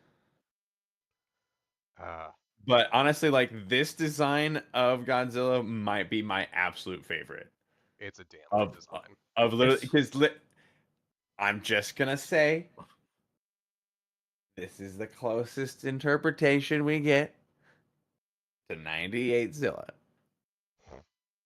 He's got the same. Get the fuck out of here! Don't disrespect -1 like that. And this is where Josh quit the podcast. Yep. Like, fucking quit on life. God. He's Yeah. the cool. He's Godzilla Saurus, and it's awesome. Hmm. You can't say that. I already pointed it out with this film. It's straight up the scene from this film. Yep. Who's that? Roden? That The way you pronounced it, Mothra? too, you Is that, slapped him across the face. is it Megalon? Where's my gun? Is that Princess Ghidorah? Oh, sorry, Ron. Ghidorah? Where's my pew pew at? Yeah. No, so so I love that at the end, Shooting the camera. like, so I love that scene where Tachibana, I believe, is the one who's collecting all the corpses and lining Yes, them he up is. to give They're them funeral rights. It's gut punch Mhm. immediately. It's even yeah. worse when he takes the photo. Like he gives the him that photos. package. Well, yeah, I mean, we can talk about. So he gives him a package, which we later find out are photos of all of the mechanics with And their families. Which oh god, is pretty much a Chekhov's gun Mhm. If there is a Chekhov's gun in this movie, Yep. it's that. No, that is Yeah. 100% because it gets paid off in a big way later on. And it gets used. Yeah, for sure. Uh, and then we get Koichi goes back to Japan. Well, goes back to his home where he Oh, finds that it's just been destroyed, and The he run. whole neighborhood, Yep. everything. And he runs into one of his neighbors who tells him that his family is dead, that her family is dead, and she directly blames him. Because you should be dead. If you had died for the kamikaze program, we might have won.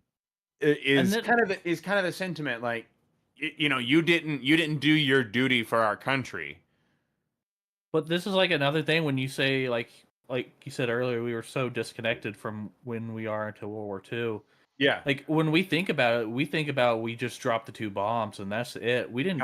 God, Nobody Oh, takes no. into the fact the carpet bombing Yep. that happened to Japan here. and that's the thing is that they actually in this movie, and that's a really good point, Josh. They pay attention to that carpet bombing. This is Yeah. a carpet bombing area. That he doesn't go home to Nagasaki or Hiroshima. Like we don't really see our primary character dealing with the aftermath of the radiation. We see the aftermath of the carpet bombing of yet again a civilian center that America just decimated. Yep. Like like the amount of sheer devastation and war crimes that were committed on these people, the normal people of Japan, the civilians, it, it's paid so closely attention to without being explicitly, you know, it's really told well through the text and imagery of this movie. It's got such a good tone and such a good storytelling element. It really takes you here and really makes you feel for what it might be like to live through something like this. I don't know what kind of historical references they use, but they must have been great. Oh yeah. So the woman that he meets is Sumiko. She's gonna play like honestly a fairly. She's not like a main character, but she plays a fairly prominent role in the rest of the movie. Uh, Pretty much I my favorite character. I I was gonna got say I fucking love her once she starts she's developing. my yeah, love her to death. Uh, I got super pissed off here later in Act Two. We're gonna get to it. yeah. Yeah. So we also meet so we meet a woman who has a baby, Noriko, and the baby Akiko. Um, Yes. I love those this bit. characters. I like Noriko. Noriko is easily one of my favorite characters Yep. too. She's so spunky, like, because she has this baby. She basically pawns the baby off on Koichi to like avoid people who are Here. chasing her, and like Yeah. Koichi just stays there, like waiting around for a while, and eventually like he leaves, and she like comes over to him as he leaves and says like, I've been waiting for you to leave. You've just been staying there the entire time. I can't go back in. I was like, what the hell is wrong with you? Yeah, like why are I you gave just you a waiting child. there? Yeah. Why Um, didn't you just leave it? yeah, no, like that's oh god, again, such good little development there too. Like these little points of like Koichi didn't give up the baby. He keeps the baby with him, and he stays there waiting for her, whereas she's waiting for him to leave. Like she's assuming he's gonna leave, and Be a he's lot of assuming she's gonna come back, be a and they're both lot of waiting on each parallels right other. there with them waiting. Oh yeah, no, again, so good. Uh, God damn, like I really love what they do with Noriko and Akiko. We also find Yes. out that Akiko is not her baby. It's just a baby that she was given. So it's like it's a Russian nesting doll of okay, well I'll take this responsibility. It's so good. It's such a good theme Of just of bringing broken people. well and like a family is what you make of it. Yep. Yeah, like you get this group of just broken people going through devastation. Like, yeah, they lost everyone they knew, and like I said, now they have to form the family. hmm So they basically move into the destroyed remains of Koichi's family's home. And when Sumiko sees this, she's like, Hmm. "So, like, are you ready for this? Is she ready for this?" And like reveals like Noriko, you know, can't breastfeed because she didn't give birth. So Right. Sumiko, because she doesn't want the baby to die, she again still does not like Oh, She Koichi. she may she have been. hates him here. Yep. She should have. Even though she was pretty harsh earlier, she's like, all right. She's got a responsibility, a duty. She Mhm. doesn't want to see the Yeah, baby go. Yeah. Yeah. yeah. So she, She was a mother. yep. So she gives Yep. them some rice, and she says that they can make gruel for it to keep the baby alive, and specifically tells them like adults can eat anything. You guys cannot eat this. You need to keep it for her. This is what she needs to survive right now. If you eat this, you are giving her less food, basically. God, that is such a brutal reality. It's like, okay, here's food. You can't eat this. You need to survive on like I Like, don't if I know, see you eat this, like I will kill you. yeah, right. You need to survive on just the scraps that you find. Yep. Ah, God. Again, Oh, such a heavy moment, and I love that. Like, and it's heavy without like. There's moments in this movie that are like very heavy, like and like definitely. Mhm. weighted heavy. This is just heavy in that like that existential like feeling of what do we do? And I mean, we keep that tone even through like the next few scenes when, um, uh, what's his name? Koichi. Koichi gets his first job. Oh yeah, I Yeah, and love that. she's devastated. Yep. I mean, full on like upset Yep. all the way. Devastated is a great way to put it. Well, because specifically Koichi's job is he is going to go decommission mines. And There how are do you mines out decommission a sea mine? you blow it You up. find it first without it finding you, Yep. and then you go boom boom. Yep. Well, the only reason you can't get it to find you is because you need state of the art, Wooden like boats. top grade State of the art technology. Yep. mahogany boat. Yep. It might be mahogany. Who knows? It's Yeah. definitely not fucking mahogany. Uh This Talk I ratted about down piece of shit fishing boat. yep. I love these guys. The crew of the Dude, boat are so oh, fun. the it's doctor. Hmm. Even like was the doctor not a MacGuffin? no, he had like I think he was a MacGuffin because he comes in handy because he makes up the whole plan that takes down Godzilla in the end. Spoiler alert. Well, he also used to work for the government yeah, already, so like most of like the two older ones on the boat like were former military yeah. I was It's gonna or say former government officials. the other guy, the not the doctor, but the other guy is hilarious. oh yeah. Top tier acting in this movie. I just had so much fun with every character. Yep.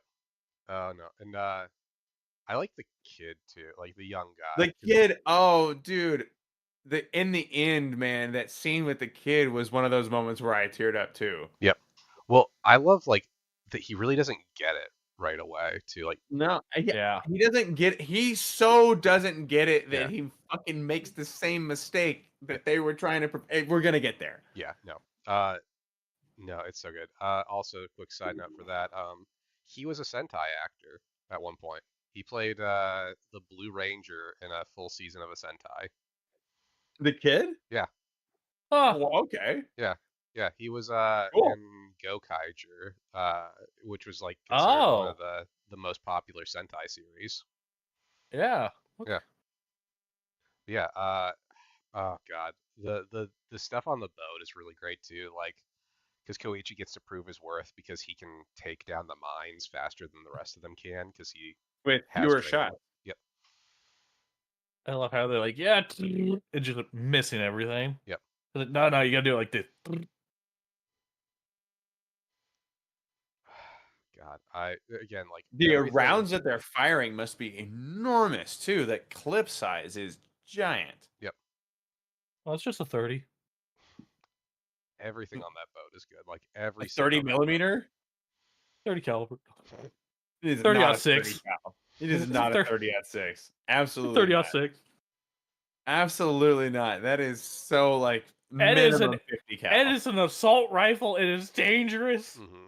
It is not an Yada, assault yada, rifle. That is a bull. mounted weapon. Okay, so But to the next thing, government, it's an next assault big scene, rifle. next big scene we get is Koichi's first night terror, where he has Oh, his God. flashback to Godzilla attacking. How could you not have night Okay. terrors?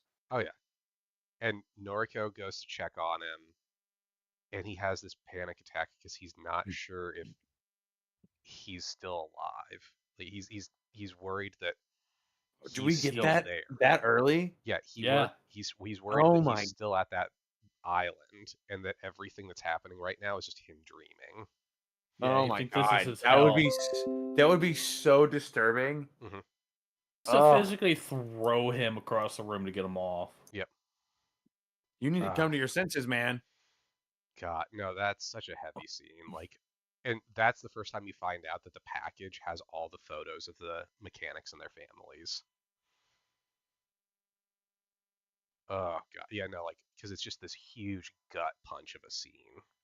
No Yeah, kidding. He just gets in the corner, like, fetal position, like, oh god. And then we get a very small scene that really doesn't matter to a whole lot, where the United States is But it does, testing though. stuff in the Bikini Atoll. Yeah, this is how we got SpongeBob. Yeah. Yeah, no need to worry about the bikini adult. It's Yep. you know, just completely irradiated. And then we see our good friend Godzilla. Yeah. Gojira. Unrelated to the previous scene. Unrelated to that. He's just Unrelated. hanging out like way away from where the nuclear testing is. No. Yep. Not that we see him being burned by the radiation at all and Yeah. mutating. By the No. blast, even. No, of course not. None of that happens. What we do get though is some really fun, very wholesome scenes of Oh, Koichi basically One having of a the- family. one of the Having few job. and only like feel good portions of the film. Yeah.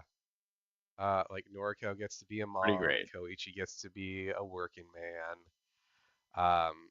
Akiko. But he ruins it Well, eventually. God, does he Yeah. fucking ruin it? Oh god, when the crew come to like visit him, and like they're like really happy, like, they're super supportive of him because they're like, hey, you have this nice wife, you have this kid, this is like a great life. He's like, oh, we're not married, and she's not my kid, and like It hits worse when she's like, Dada. yeah, and he tells her that he's not her dad. Oh, Come oh, on, God. man. Come That's- on, man. I got so pissed at him for that. Mhm. Well, because he's Ah. raised her like at this point she's able to speak a little. Like she was a baby when they like that's been years at this point. Like years since that time. Like maybe she wasn't like I think it's been a year and a half ish because Yeah. like the first time bit we get is 1945, and then the Godzilla scene is 1946. yeah. Yep. He's But Okay. still, saved enough Yeah. money to build a house now too. Yep. Oh God, no. Again, and then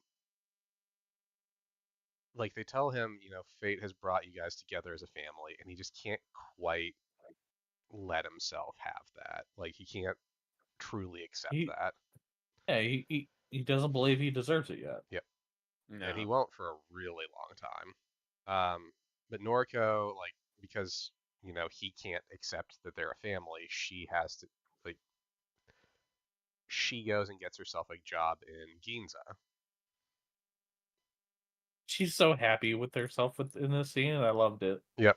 And this is in March of 1947. Yep. Yep. God. And Sumiko is now gonna like be the caretaker for Akiko while Noriko's at work. Yeah, and she does this kind of like she gets this job kind of out of spite too, Yeah, no, it's because she's like, 100%. if I'm always here, you'll never find a wife. Yeah, because Oh no, this job is, I believe, 100% spite. oh no, Yeah, she wants them to like she clearly is just He's head over into him. heels. Like she is head over heels for him. They are raising a child together, and he will like he cannot accept that she loves him.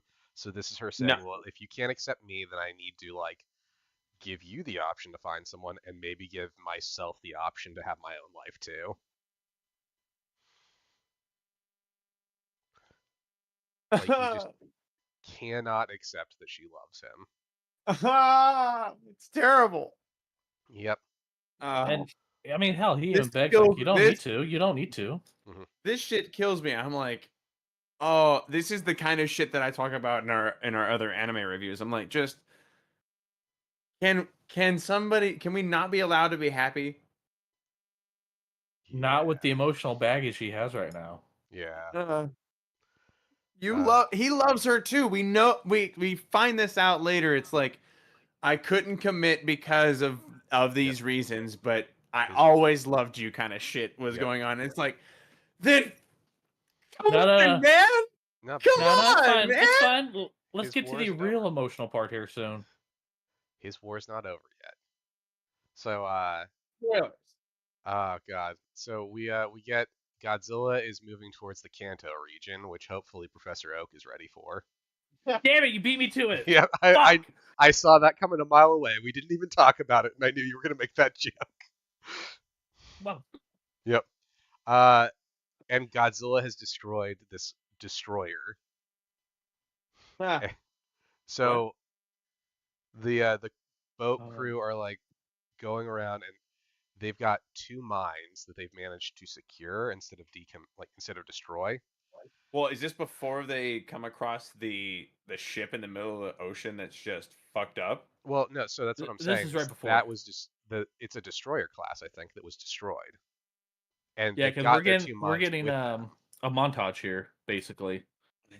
Well, like, imagine coming across something like that, just no land in sight. Hmm. It would be creepy as all hell. Yep. And during this scene, we also Koichi tells them about Godzilla. Well, it's also weird because like when we were having the boat discussion, this is the only part that's in English.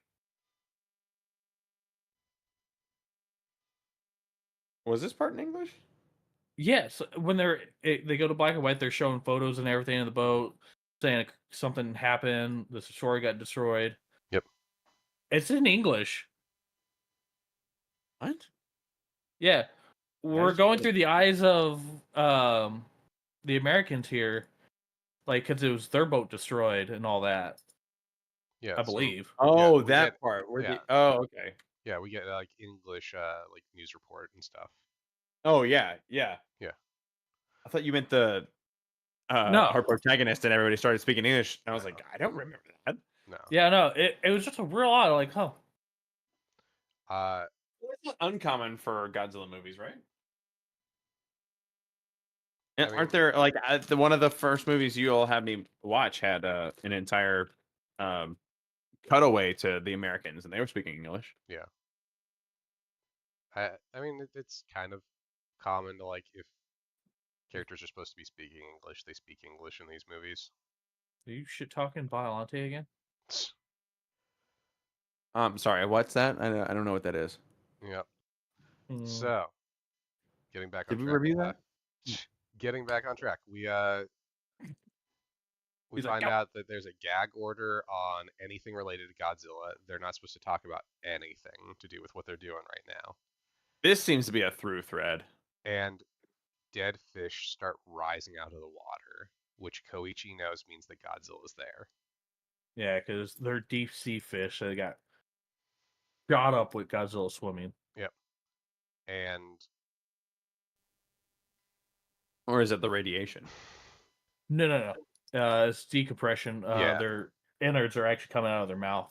And they actually mentioned this at the Oh. start of the movie too, like before he was irradiated. That was like a normal thing that would occur if they saw like deep sea fish come up. They knew Godzilla was around. Oh dear. Yep. So they try to blow Godzilla up with a mine. Doesn't work. They try to get the second mine into his mouth to I try to blow it up. loved this scene. Yep. This was so cool. Yep. The wire breaks, and Koichi's been like freaking out. He's shaking, and he still like he pulls it together. He shoots the mine. It explodes. Godzilla's kind of fucked up, and then he starts regenerating. At like one scene, I think he's just like floating there, and then Yep. Yep. back. Yeah, he's just floating. Yep. I got the scene up right now. Like that would have been a kill shot if it wasn't Godzilla. Right? Makes me There. wonder if he has a brain somewhere else in his body. I think it just comes down to like crazy healing factor. Yeah. Um, It sure left him with a good scar though. oh yeah. So Yeah, then it has to be reburned. yeah. So then the Takao arrives, Oh, and they just take fire on this thing. They're launching everything they've got at Godzilla, and Godzilla just manages to power through it and Yeah, sinks he the basically Takao. nopes the Takao, yeah. God. And Koichi is knocked unconscious, and he wakes up at the hospital. God, it's so crazy. Just jumps out of the water and just bite and slams through this destroyer. Mm-hmm. No, like This was such a cool scene. Taking point blank fire from the artillery. mm-hmm. Like a lot of the artillery that's on the decks of those is so powerful that if you were standing beside them on deck, you would die. You literally cannot fire some of those cannons whilst people are on deck. The concussion will kill you. Like the amount of power behind them is insane. He just took it. Yep. And then we get honestly one of the coolest fucking shots of the movie. Oh, the up beam. The up beam, like they're like, "Oh, he's dead, yay!" and then just Um, glows. Yep. Oh, I love how his beam is very clearly reminiscent of nuclear blasts because of the mushroom that it always produces. Yep. Mm-hmm. So, at the I mean, hospital. Godzilla's supposed to be a message of our nuclear mistakes, right? Yep. Yeah, it's our hubris. Yes. Our hubris. So we get a scene where Noriko is talking with Koichi, and she wants to know what's going on. She wants him to let her in, basically. And he tells her about like what happened, that he faked that there was something wrong with his plane, and all the stuff that happened with Godzilla, and how even after all this time, he still hears them calling to him in his dreams, and that he's Took him a not while really to. sure if he's Yeah, he alive. really held that to it, close to his chest, and yeah, like the not sure if he's alive. Like, how disturbing would that be? Yep.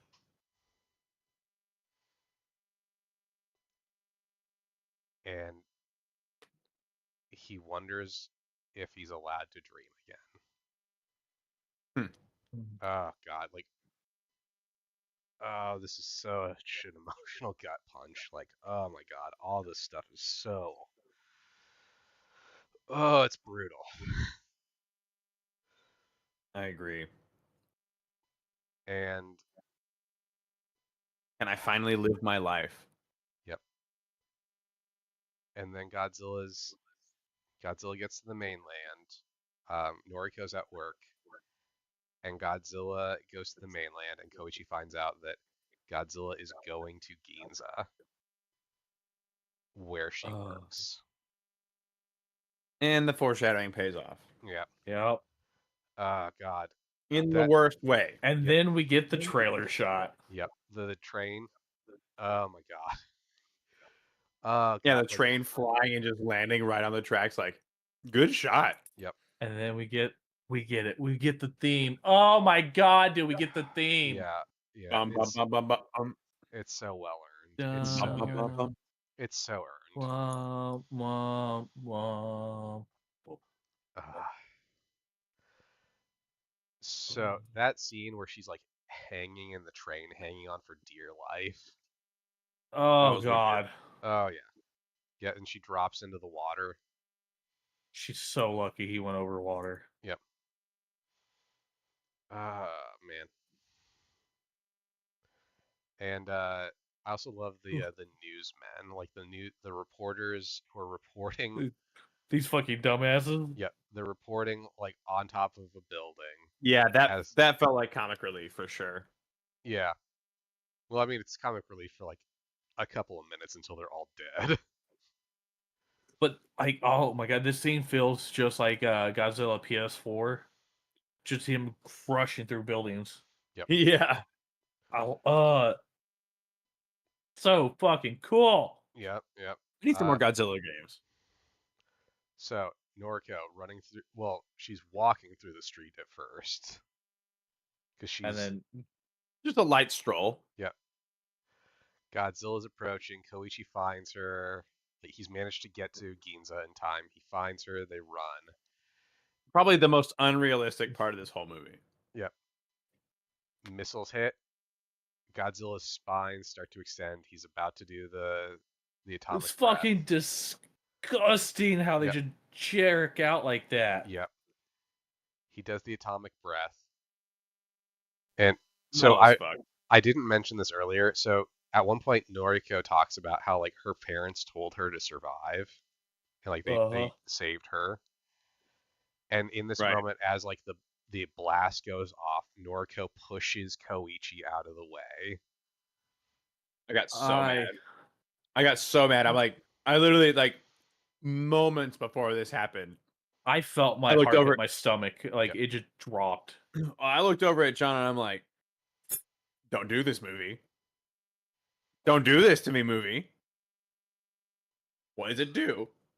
It Tell us does what it. it does, Nick. She gets just blown away. Just Woof. blown Just away. gone. Yep. This is one of my favorite. Like this is actually, I think, my favorite now. Atomic breath scene. It's damn good. It's up there. It might be my favorite too. Like when he did it, I was like theaters fucking loud cheer, like fuck yeah!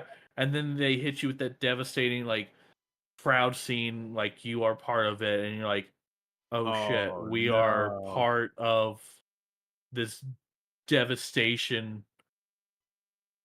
event. And like this here is supposed to represent like what happened in Nagasaki and Hiroshima. Like, right. Mm-hmm. No, it's so brutal. And the way Koichi just starts screaming. Right after Godzilla's roar, he roars. Yep. The rain. It's just of the black ash. rain. Oh my god. So devastating that I And the when like the crew of the boat come together and like Sumiko, they're all there trying to help Koichi, and Akiko just starts crying because mommy's gone, and she doesn't know when she's gonna see her again. God, and Koichi looks. I couldn't believe they were going with this. Yep. Mm-hmm. Well, and the way Koichi looks at the pictures of all the dead families as his family is falling apart. And he asks, why did I think I could dream again? It's like, he just can't be happy. Man. Because another parallel, it's GMK here. He believes the ghosts of these fallen soldiers are what's haunting them and like causing them to be like this. And then we get the setup for the civilian defense force, basically, that like the military isn't going to do anything. The tensions between the Soviets and the US is too high, so like no one's going to come and help them. And they kind Looks of like have to we're on take. our own. Yep. And they managed to get 4 destroyers to try to bring down Godzilla. That seems fine. How did you guys think? What did you guys think of the plan that they want to use Freon gas to try to sink Godzilla into the trench? And then shoot him straight back up. Yep. Huge thumbs down. I I get that. I think this is like the only reason, like, because it's already been proven. Like, you've seen a destroyer shoot this thing at point blank range, and it does jack shit. Like, Yeah, there's this time they're just I don't like have a problem. I don't have pressure a has to problem kill with him. Yeah, I don't Well, have a there. problem with the pressure plan, though I don't think that's likely to work. no. I have a problem with we already know that adding gas in that bubble form doesn't decrease your buoyancy enough to actually do anything. Like you're actually getting enough upward pressure from the bubbles that any offset in buoyancy that you achieve is nil. Yeah. Like this Yeah, well, is they this didn't know has it back been then. proven to not work. Again, I'm willing to give them like a little bit of leeway on that, just because like they need some sort of plot contrivance to sink him. Yeah, they can't just make an oxygen destroyer or anything. Yeah. They could have fired hella like we have uranium tipped harpoons. We're gonna stick a bunch of anchors to them with chains and crossbows and yay. Like it could have So, been stupid and silly and wonderful. It this didn't was have to be. stupid and silly. Yeah, but Yeah. like they used like. Do you understand how the bins work? Do you understand how explosive decompression works? Like these are high science concepts. Like why use a flawed science concept when you could add a MacGuffin that would work? Like add a whole fuckload of weight to him. That would sink him. Yeah. And then have quick releases on the end of the hooks. But Then he you can release already all the weighs weight. so much. So You know, we he's get we Anyway, get we doggy get the paddling. whole scene about like their plan, and we find out that Godzilla is going to return in about 10 days. Because now that he's a Ginza celestial event, basically, apparently. yeah, like he's a territorial creature. Now that Ginza is part of his territory, he's gonna like circle through in about 10 days, they think, and they're gonna use recordings they made of Godzilla to try to convince him there's another Godzilla there, and that he needs to go back in order to protect his territory. And a fuck. Yep. No, it's just the latter.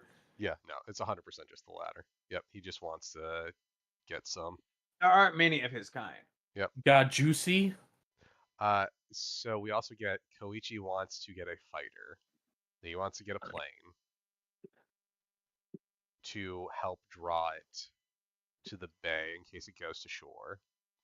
And of course, the obvious questions of like, what are you gonna do? Like, is this just you have a death wish now and you just wish that you were dead?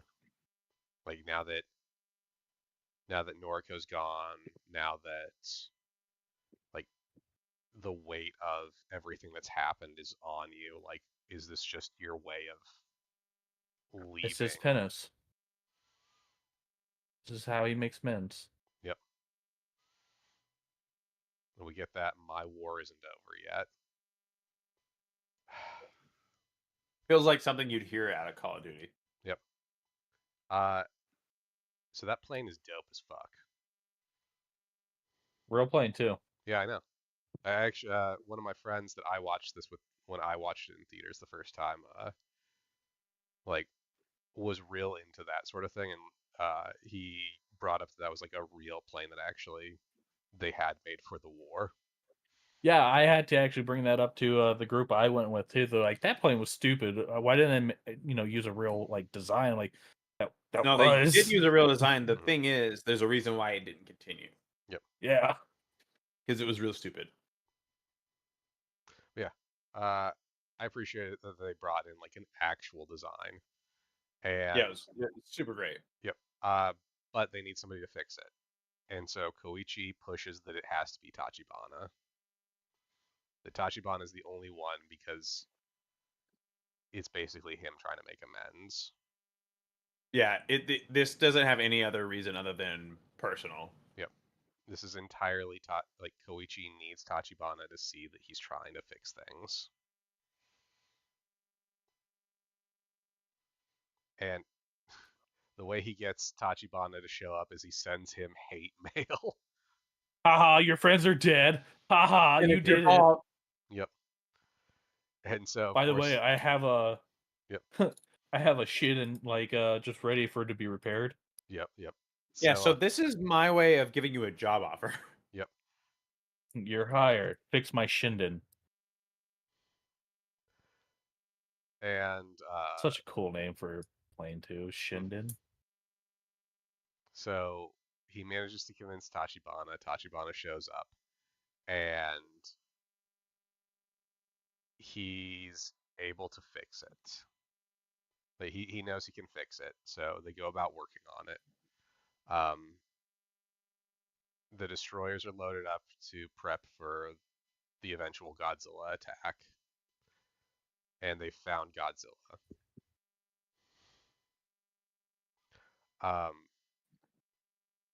They want to try to keep casualties to a like they don't want to sacrifice anyone. Like this is the scientists note as big thing is they don't want there to be like pointless deaths. And they leave the kid behind because he's too young. Because he has a few. I love the line that like, "We leave you the future." Yep. So we're That one walking hit me in away. the face. Yeah. Oh god, that was such a good moment too, because he's so upset with them because he wants to make a difference, and I their made it here as well. Yeah, and their perspective is like, we need somebody to leave the future to. You are someone we trust to have the future of this country. Again, just every emotional note in this movie is amazing. My feelings.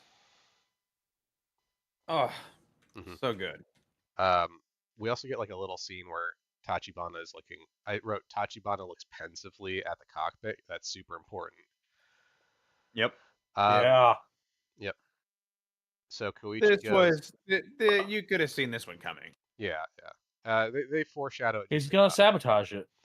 Yeah, he's gonna keep him from ever flying. It's gonna blow up in the air. Revenge for my friends. Yep. No, so Guess what? I'm on Godzilla's side now. Yep. Dun dun dun. So Koichi thanks Sumiko for everything and leaves Akiko with her.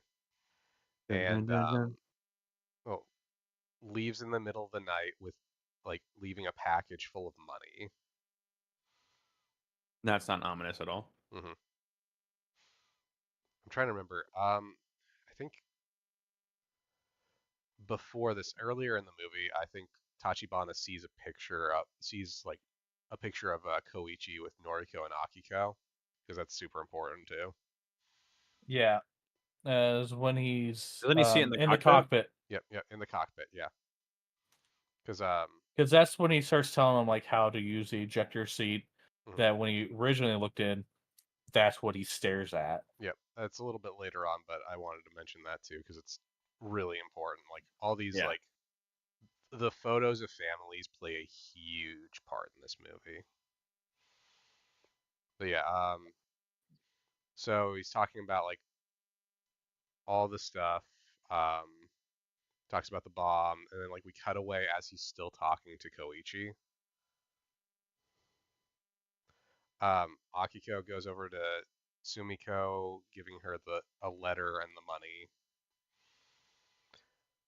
and we get this great scene of there's a boat dragging a speaker through the water, playing Godzilla's roars as the Kaiju counter starts to go off. Well, Alex, sound travels faster in water than it does in air. Yes. Suspend Science. disbelief. This is a dope ass scene. No, I'm not saying that at all. I'm just saying the very next scene is the result of using a speaker underwater. we get one of my absolute favorite shots of the movie. Oh shit, that shouldn't fly. Yep. Yep. Oh Just man. this boat just through the sky. Fucking hilarious. All I'm saying is that John and I cackled laughing when that happened. Aha. Did you see that fucking flying boat? Yep. And then we get Gojira. Yes. He's back. And an open field. Yep. Because Koichi's gonna take off.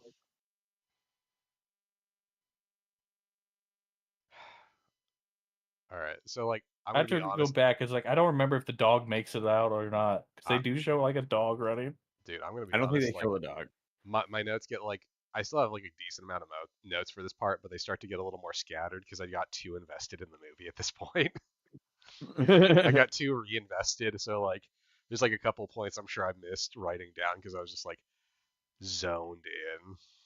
Well, I've got it on and muted Yeah, that's as fair. well right now. So But yeah, But- so we get Koichi has to go out and try to lure Godzilla back out, like to the trench, so they can sink him. I think if I'm remembering right. Mhm. yes, And And he plays a so dangerous here. he confronts them on land, but as he's going to engage, we get the cut away to the letter being delivered. yep, that Sumiko gets a telegram that was meant for Koichi, not for her. And we don't know what that means yet, but it's super important. His Stupid family was mo- never dead. They just moved. Yep. Stupid movie. Yep. So Hate you. Koichi flies out. He's luring Godzilla out, and Godzilla starts to Godzilla got charge. those hips now. Yep. Godzilla starts to charge the atomic breath, and they wrap up Godzilla and start to try to sink him. Well, they not even try to. They are successfully able to sink him, which stops him from launching his atomic breath. And they manage to sink him down to Well, they 800 actually they before they sink him, they actually run a clever ruse Mhm. where they sacrifice one of the 4 destroyers that they have with no crew aboard in order to make Godzilla fire off his blast so that they play with his recharge time. Yeah, that's true. That's true. I forgot. to Yeah, write because that they have down. fucking rope tied all over the Yep. steering wheel and everything. Yep. Yeah, it was very jerry rigged. God. No. So when they do sink him, Clever though, ruse was a success though. yes. So they sink him, and he gets stuck at 803 meters. I love that little shot where he's like, Which Where is he where he compresses. approximately 73 yards. Yep. How dare you? So he's stuck when they're trying to do the decompression move because they've already sunk him. It didn't kill him. They're trying to bring him back up. But yeah, plan A didn't work. Yep. Time to give him the bends. Now we're So giving in the bins. Yep. So he gets stuck at that point, and they've talked about how they don't have the power with the 2 destroyers to be able to pull Godzilla up to the surface.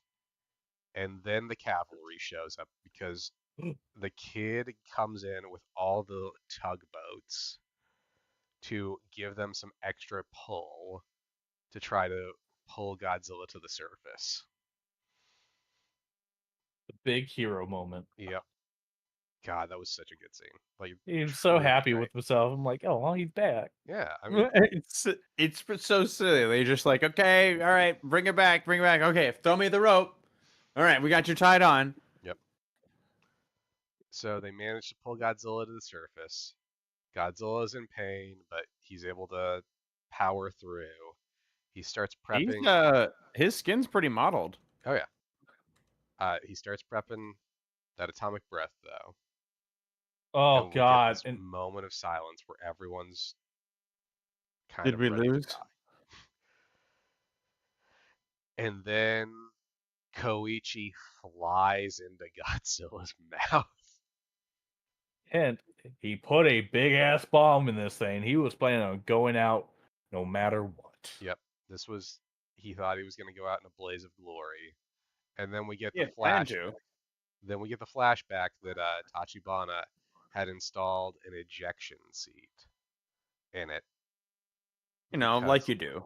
well, because he's like, listen, you gotta live. Like, I get what you're feeling. You need to live. Also, can we just say how sick this scene is? It's just like Godzilla's like bottom jaw just explodes and just head just gone. Oh, it was so brutal. Oh my god, yeah. What is he doing? Again, like there's a lot of moments that give me chills. Like that moment also gave me chills. Watching him like basically this last little chunk of the movie is just too Oh, almost too well made. absolutely. Like you get for me personally, I got so invested in the characters that I really felt the emotional connection. Like it was very tangible throughout. Like Yeah, and that's the thing. Like a lot of these like Godzilla movies and just movies in general don't make you really feel connected. yeah, Yep. I've had that problem in the past where it's like that's a thing that I think the legendary movies suffer from is like I give very few shits for the humans in pretty much all three of the movies. If not, like, what is it? There's five, including the Kong movies. Yeah, yeah. Yeah, that's why the new Empire movie, like the reason it was so good, killed a lot less people. I see. I haven't seen that one yet, so we'll have to Quarter of the reserve. movie, Mhm. a quarter of the movie has people in it. Okay. That's probably the maximum that they need from legendary movies. Unless they get the person who wrote this movie to come on, then as much as you And want. then I'll listen. Yeah, Yep. you're right. As much as you want if you bring somebody who's good at writing in. But yeah. Oh. God. So After that, I don't know if I've ever seen Godzilla disintegrate like that. Yeah, he just crumbles. yep. Which is just again that's an amazing effect too, just watching him fall apart. Really cool effect. Hmm. Really didn't know how to feel about it narratively though. I mean, considering how it gets paid off at the very end. Yeah. Yeah, did you watch the post credit scene? On this one I did. So they After I got man told about it. how do you guys like the way that they all salute? Because I liked that little touch too. Yeah, it was good. Hmm. It was just like a little touch that I really appreciated. That little sign of respect. Yep. And For then they the Air Force combatants will give each other wing salutes after a dogfight. If you have a good opponent, like you don't shoot a combatant out of the air once they're parachuted, kind of thing. Like Yeah.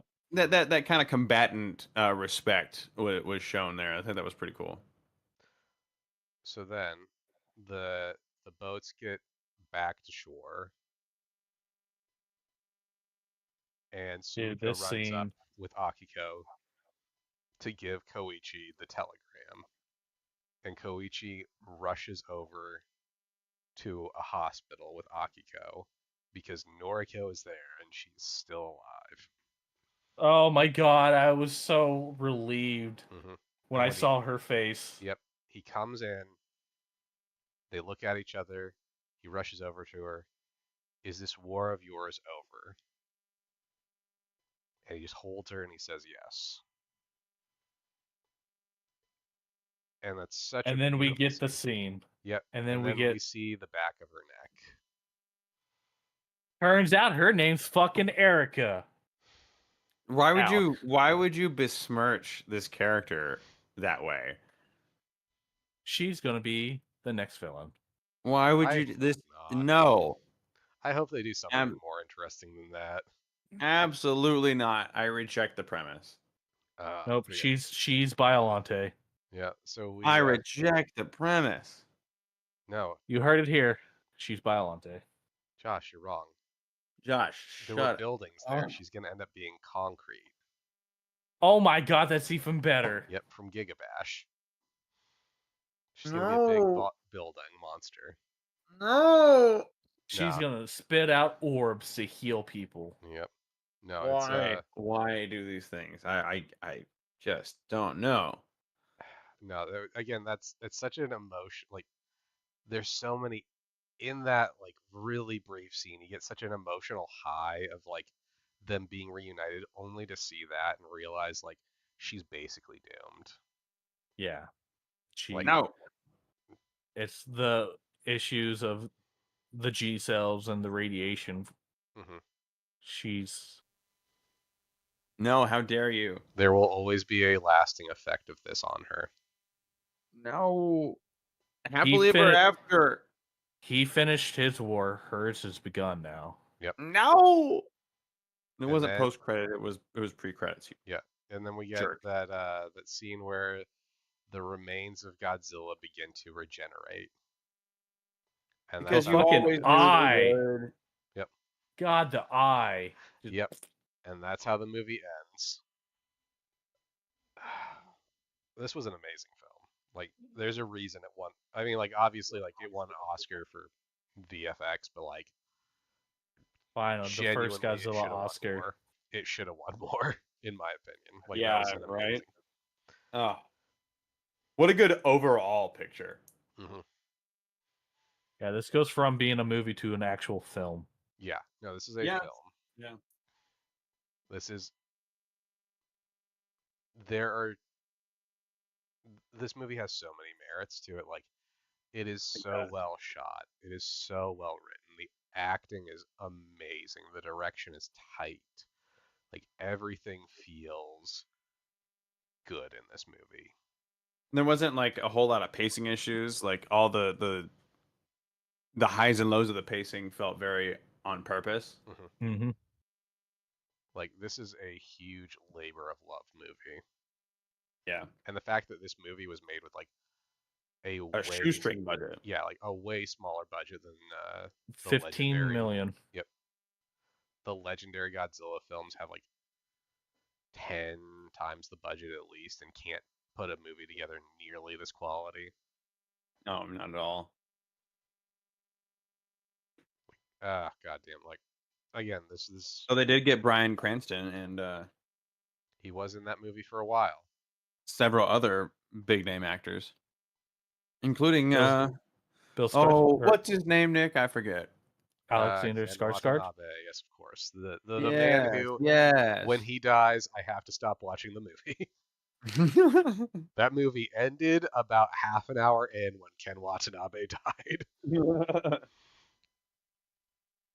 Now you're just not playing fair at that point. Yep.